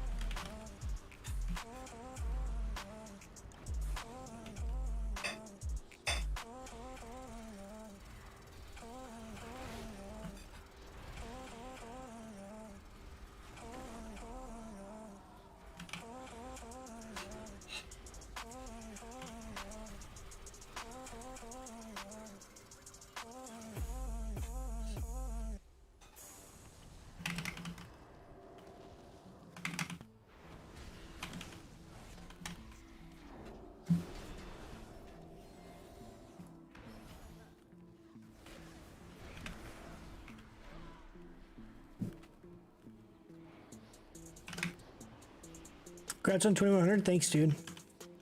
Thank you. Thank you.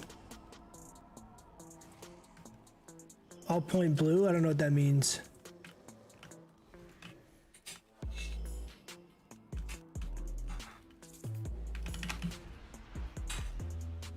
Here we go. This is going to be big damage right here on the Shadow Priest. Ooh.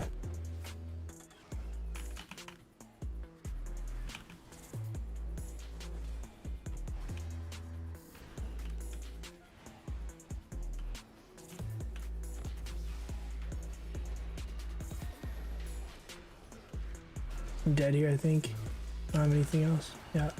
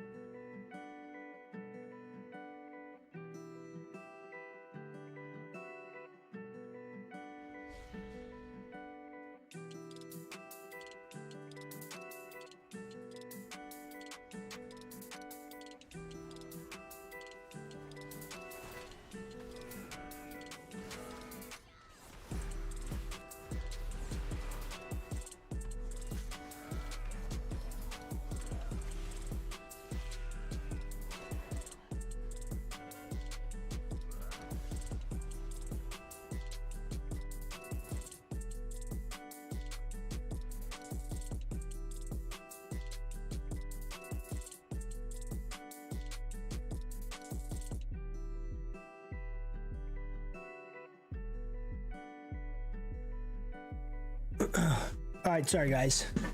I'm back.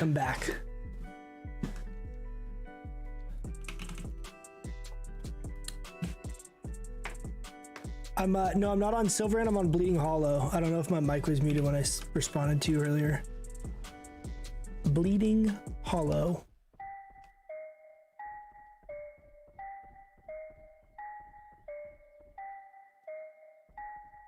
Starting BGs, I know rapidly who will win. I mean, honestly though, like the most fun BGs to me are the ones that are really close. Like when you're winning by like 10 points or whatever, where it's like really neck and neck. Like you can always come back in these BGs. I mean, in a pug group, like probably not. And like, I don't know if you guys are playing like an Alliance or Horde, but in our battle group, Alliance, Storm Rage, like the server Storm Rage, they pre-made all the time. So like there's constantly pre-made groups that we're going against, which makes it really tough. So in that situation, if you go against a pre-made and you're not pre-made, it's going to be pretty tough. But I mean, generally speaking, I like the closer games. It's just more fun, you know? Okay, I'm gonna do one more and then I am going to hop off. I don't know if anyone else is trying to get in on this, but just message me in game if you want to invite.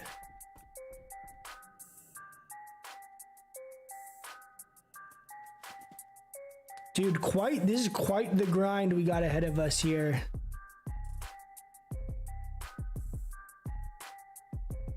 This was most of it. I think this was 8,000 to upgrade the weapon. So I basically just have the cloak and then this whole side of my gear is done. Then I just have this whole side. We'll go top to bottom, baby. Top to bottom.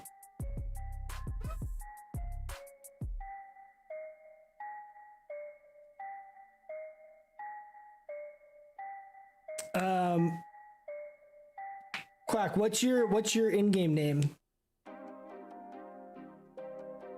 Just type whatever your name and server is like in chat and I can add you.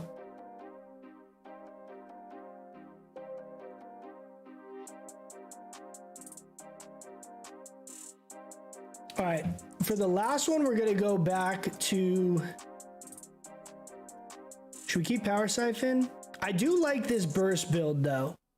I think this burst build has some viability when we're talking about like team fight setup for RBGs and even potentially arenas playing with like the right comps.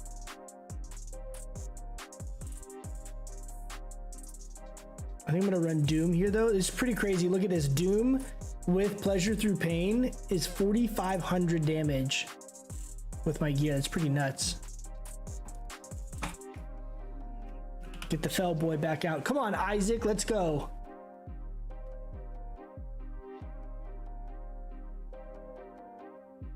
Oh, Draka and Far Strider. I don't even know those servers. I've never heard of those server names, so I don't think you're in the same battle group as me. That's what it is. I can try right now, but I think that's what it is because I don't know those names.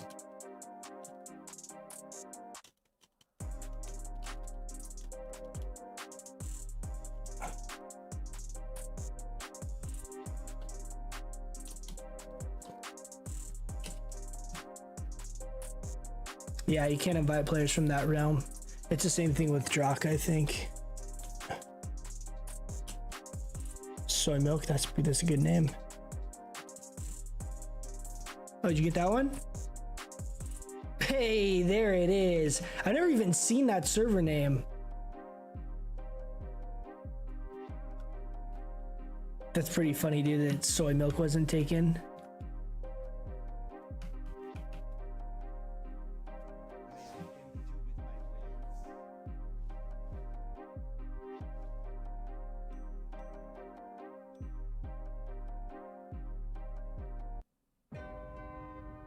This is pretty crazy. This PvP trinket though is going to be 15,600 health.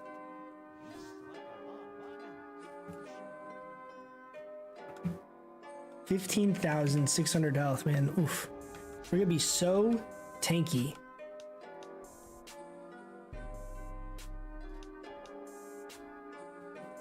I feel like if I'm running this transmog, I should use like a different mount.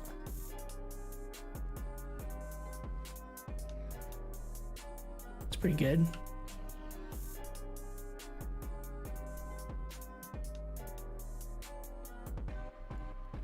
Oh, you know what I was thinking might be good too is the Red Raptor.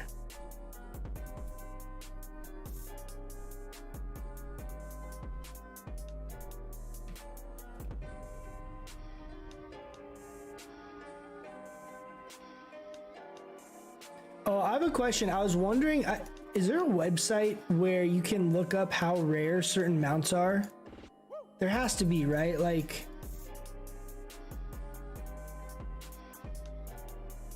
a site that shows like what percentage of players have that mount, or how many players total have that mount or something. Does that exist? I was wondering how many people have this Swift Zebra mount, because this is from like the first Recruit a Friend. I kind of wanted to come up with like a transmog around this mount. Do any of you guys have this mount? I never see anyone ride this one.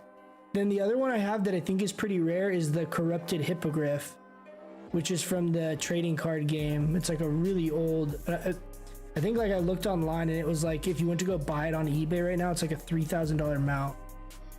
This is one I use a lot. I really like this mount. I never see anyone with this mount in game.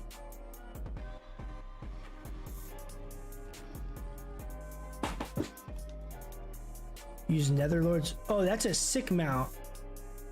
Where the hell is that from?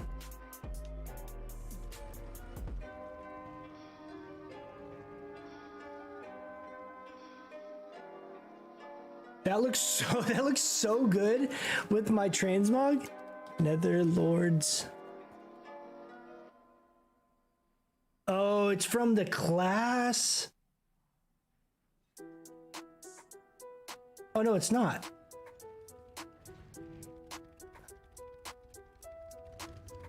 From a vendor? Oh, it's the class mount? I haven't done that. Can I still go back and do that? That does look really good though. With this mog, I feel like I probably should. That's also a pretty cool mount. I'm assuming it changes colors when you spec. When you change specs. Yeah, some of the best mounts are the class mounts. That is a sick mount. I like that mount a lot. I'll have to look that up. I'll look that up when I get off stream. It flies too, huh? Or like runs through the air. Yeah, I like those other ones are cool too. This one I could see being cool if I was playing like Destro. Is this oh, this one you can choose. Oh, it's like the hunter one. Yeah, that's sick. I like that actually. I like that more than when it auto switches with spec. I like where you can pick. What mog is that? This mog is the High Warlord gear. It's the High Warlord gear, and then this helm is the Jewel of the Fire Lord. I actually don't know where the hell I got that from. And then it's the Legion artifact weapon skin for Demo. And then we have our little skull boy.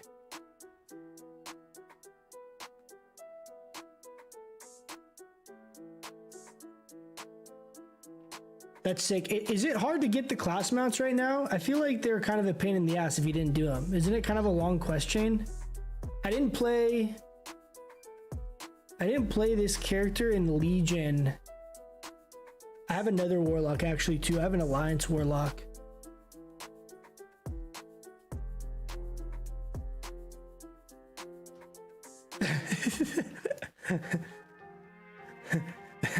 That is a good mog, dude. I like that. I like, you know what's funny is I have my mages transmog is kind of like that. I have the one hand and the offhand, and there's like an offhand you can get that looks like a stick and it goes across your back.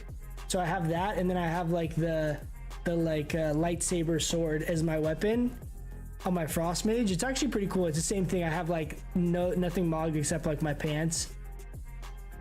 I think I have like a headband that look kind of like a like a frost ninja. 3 days?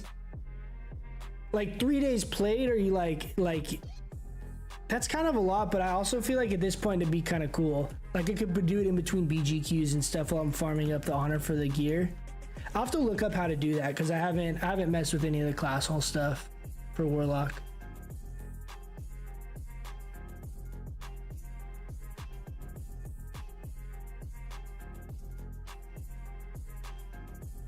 Gotta show off that orc chest. Yeah, exactly, man. The thing that I do like about this transmog is that this weapon, the High Warlord Pig Sticker, is the weapon that I always have mogged on my Felguard because I just think it looks like so good with the Felguard, and I just like this is probably my favorite two-handed weapon like model in the game forever. Like there's just so much nostalgia from seeing people running around with this polearm in classic and stuff. I just love this model. This model matches my gear pretty well because it's also the High Warlord gear, so a lot of the color schemes that they use back with like the original gear are kind of the same. So it really goes with what I already use for my pet, and I feel like it's just like a pretty clean mog. I like the shoulders and stuff. I like the colors and stuff on this, that it's like bright, but there's not so much shit going on with this set. It's just like pretty clean, pretty basic, and then it has like the cool glow on the shoulders. And then the helm matches the weapon. I feel like if I could get that mount, it would be like perfect. It'd be super clean. I really struggle on SLG and Sire as Demo. Any tips? Sire is hard. Sire, you basically don't want to attack the... you don't want to attack the ads that are on the platforms. Just attack the melee ads, because your dogs and your Vile Fiend will not go over there, and same with your Felguard. So don't attack the ads on that. The other thing that's really helpful for DPS is basically, see how well I can describe this while it's been like 3 weeks since I've done that fight, but basically if you, in the initial phase, the beginning phase, if you play around trying to implode whenever the imps spawn. So basically what you do is you're not worried about your overall damage really that much. You want to build up to 6 shards and then be casting Hand to Gul'dan twice right before the ad spawn, and then when the ad spawn, you either Fellstorm or Demonic Strength and then implode, and you get a ton of AoE burst by doing that. So it's like you kind of overcap on shards. Like for us, we were getting through the phase quick enough. So DPS on actual Sire in that first phase wasn't important. So you build up shards, get to like 5 shards, and then Hand to Gul'dan, Shadow Bolt, Hand to Gul'dan. Once all the ads spawn, you Fellstorm and implode with all those imps. Nightmare of the Horn Nightmare legendary is actually really good on that fight too for that reason. That's like for first phase, and then for second phase, the main thing I would say is just stick on the boss and kill the sword. You also want to try and make sure you're using Demonic Strength whenever you're cleaving on the ads. Same with Fellstorm. Like if you can optimize your cleave in those situations, I felt like for me, that was where I was having the most success with my actual like damage done. You know what I mean?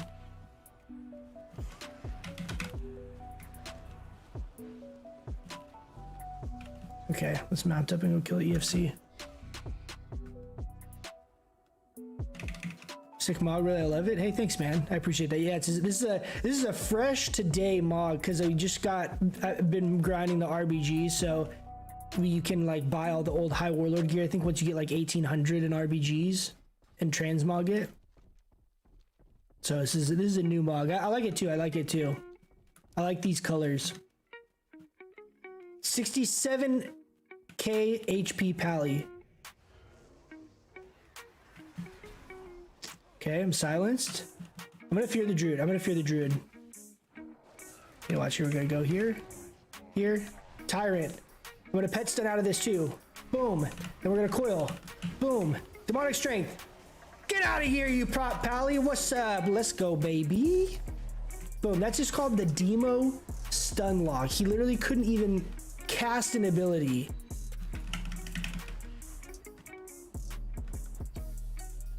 It feels good, man. I missed playing with that stun lock, dude. That stun lock combo is the most satisfying thing about Demo when you're 1v1ing people. People just aren't ready for it at all. You know that he's like, what the hell, dude?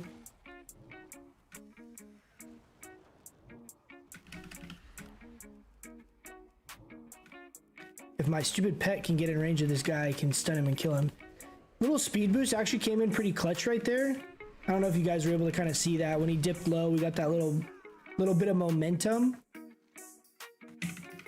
I probably should have grabbed the flag. I'll grab it.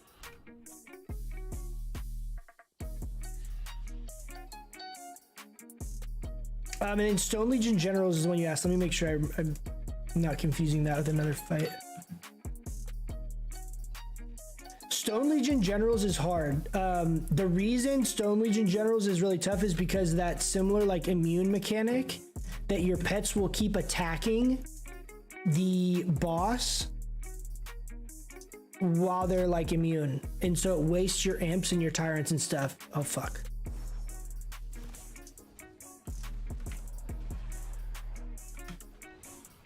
Oh, I coiled that, but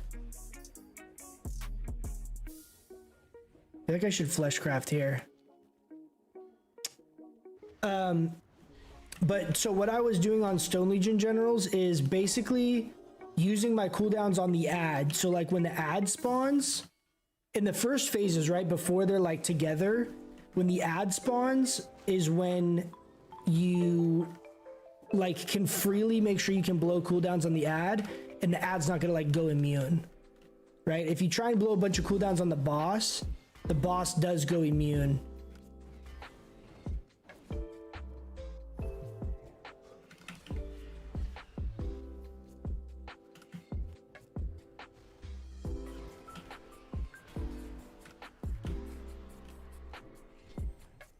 Oh, I was like, what the hell?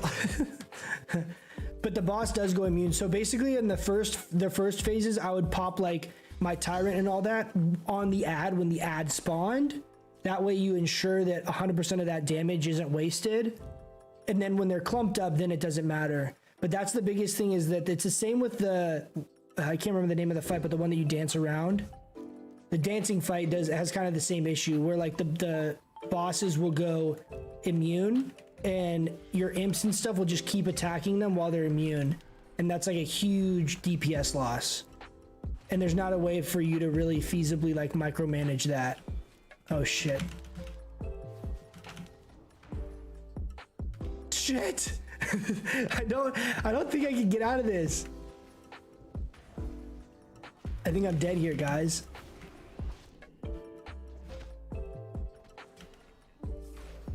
Okay, can I coil? I don't have anything. Let me get out. Go, come on, I'm blinded. Go, I'm so close. No! No, dude.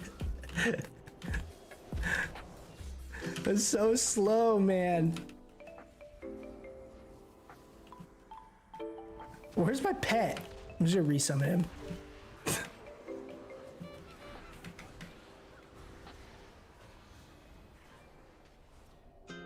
Nice. Yeah, there it is, dude. Oh.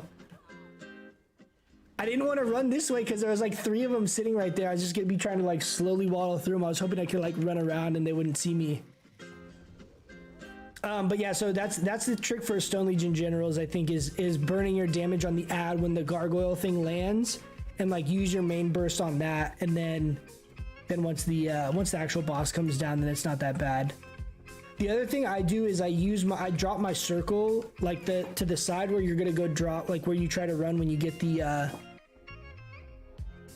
boomerang thing. What the hell's it called? You know what I'm talking about? The boomerang thing that he targets on people. I will circle there, and then you can like also drop your gate and like use that to kind of maximize your uptime.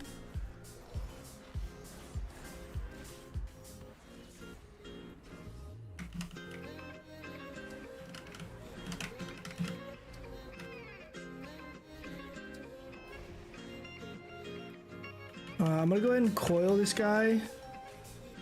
Nice.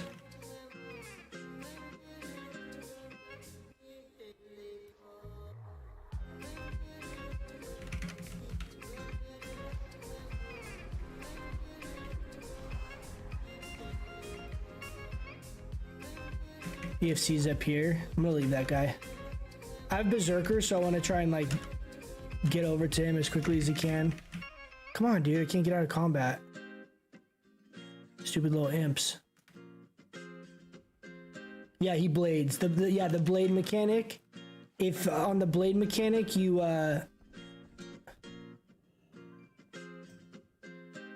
use your circle to like teleport there, that can be kind of helpful. It's all about like anytime you're doing the movement mechanics on that fight, trying to do it in a way that you're optimizing your DPS where you're not really losing a bunch of damage from coil. Nice. Oh yeah. That was good, man. That was a good game to end it on. I'll probably still queue a couple more games, but I'm gonna go ahead and hop off stream. I'm losing my voice. I don't know if you guys can hear. I don't know why I get so hoarse. I don't know if I'm like talking too loud or what, but I lose my voice after a solid 3 or 4 hours. But yeah. All right, guys. Thanks so much for hanging out. I really do appreciate it. Hopefully you guys had some fun. I'm really hyped on hitting 2100, getting all of our gear upgraded. Really looking forward to some new builds and messing around with some more demo stuff here in the coming weeks as we get to the end of this this PvP season. Try and hit that 2400 rating. So like always, thanks for hanging out, guys. I appreciate it. And we'll be streaming, what is today, Sunday, probably some here later this week in the next few days. So feel free to hit that sub button and get notified when we go live next, but probably here in the next couple days. Thanks, guys. I'll catch you guys in the next one. See ya.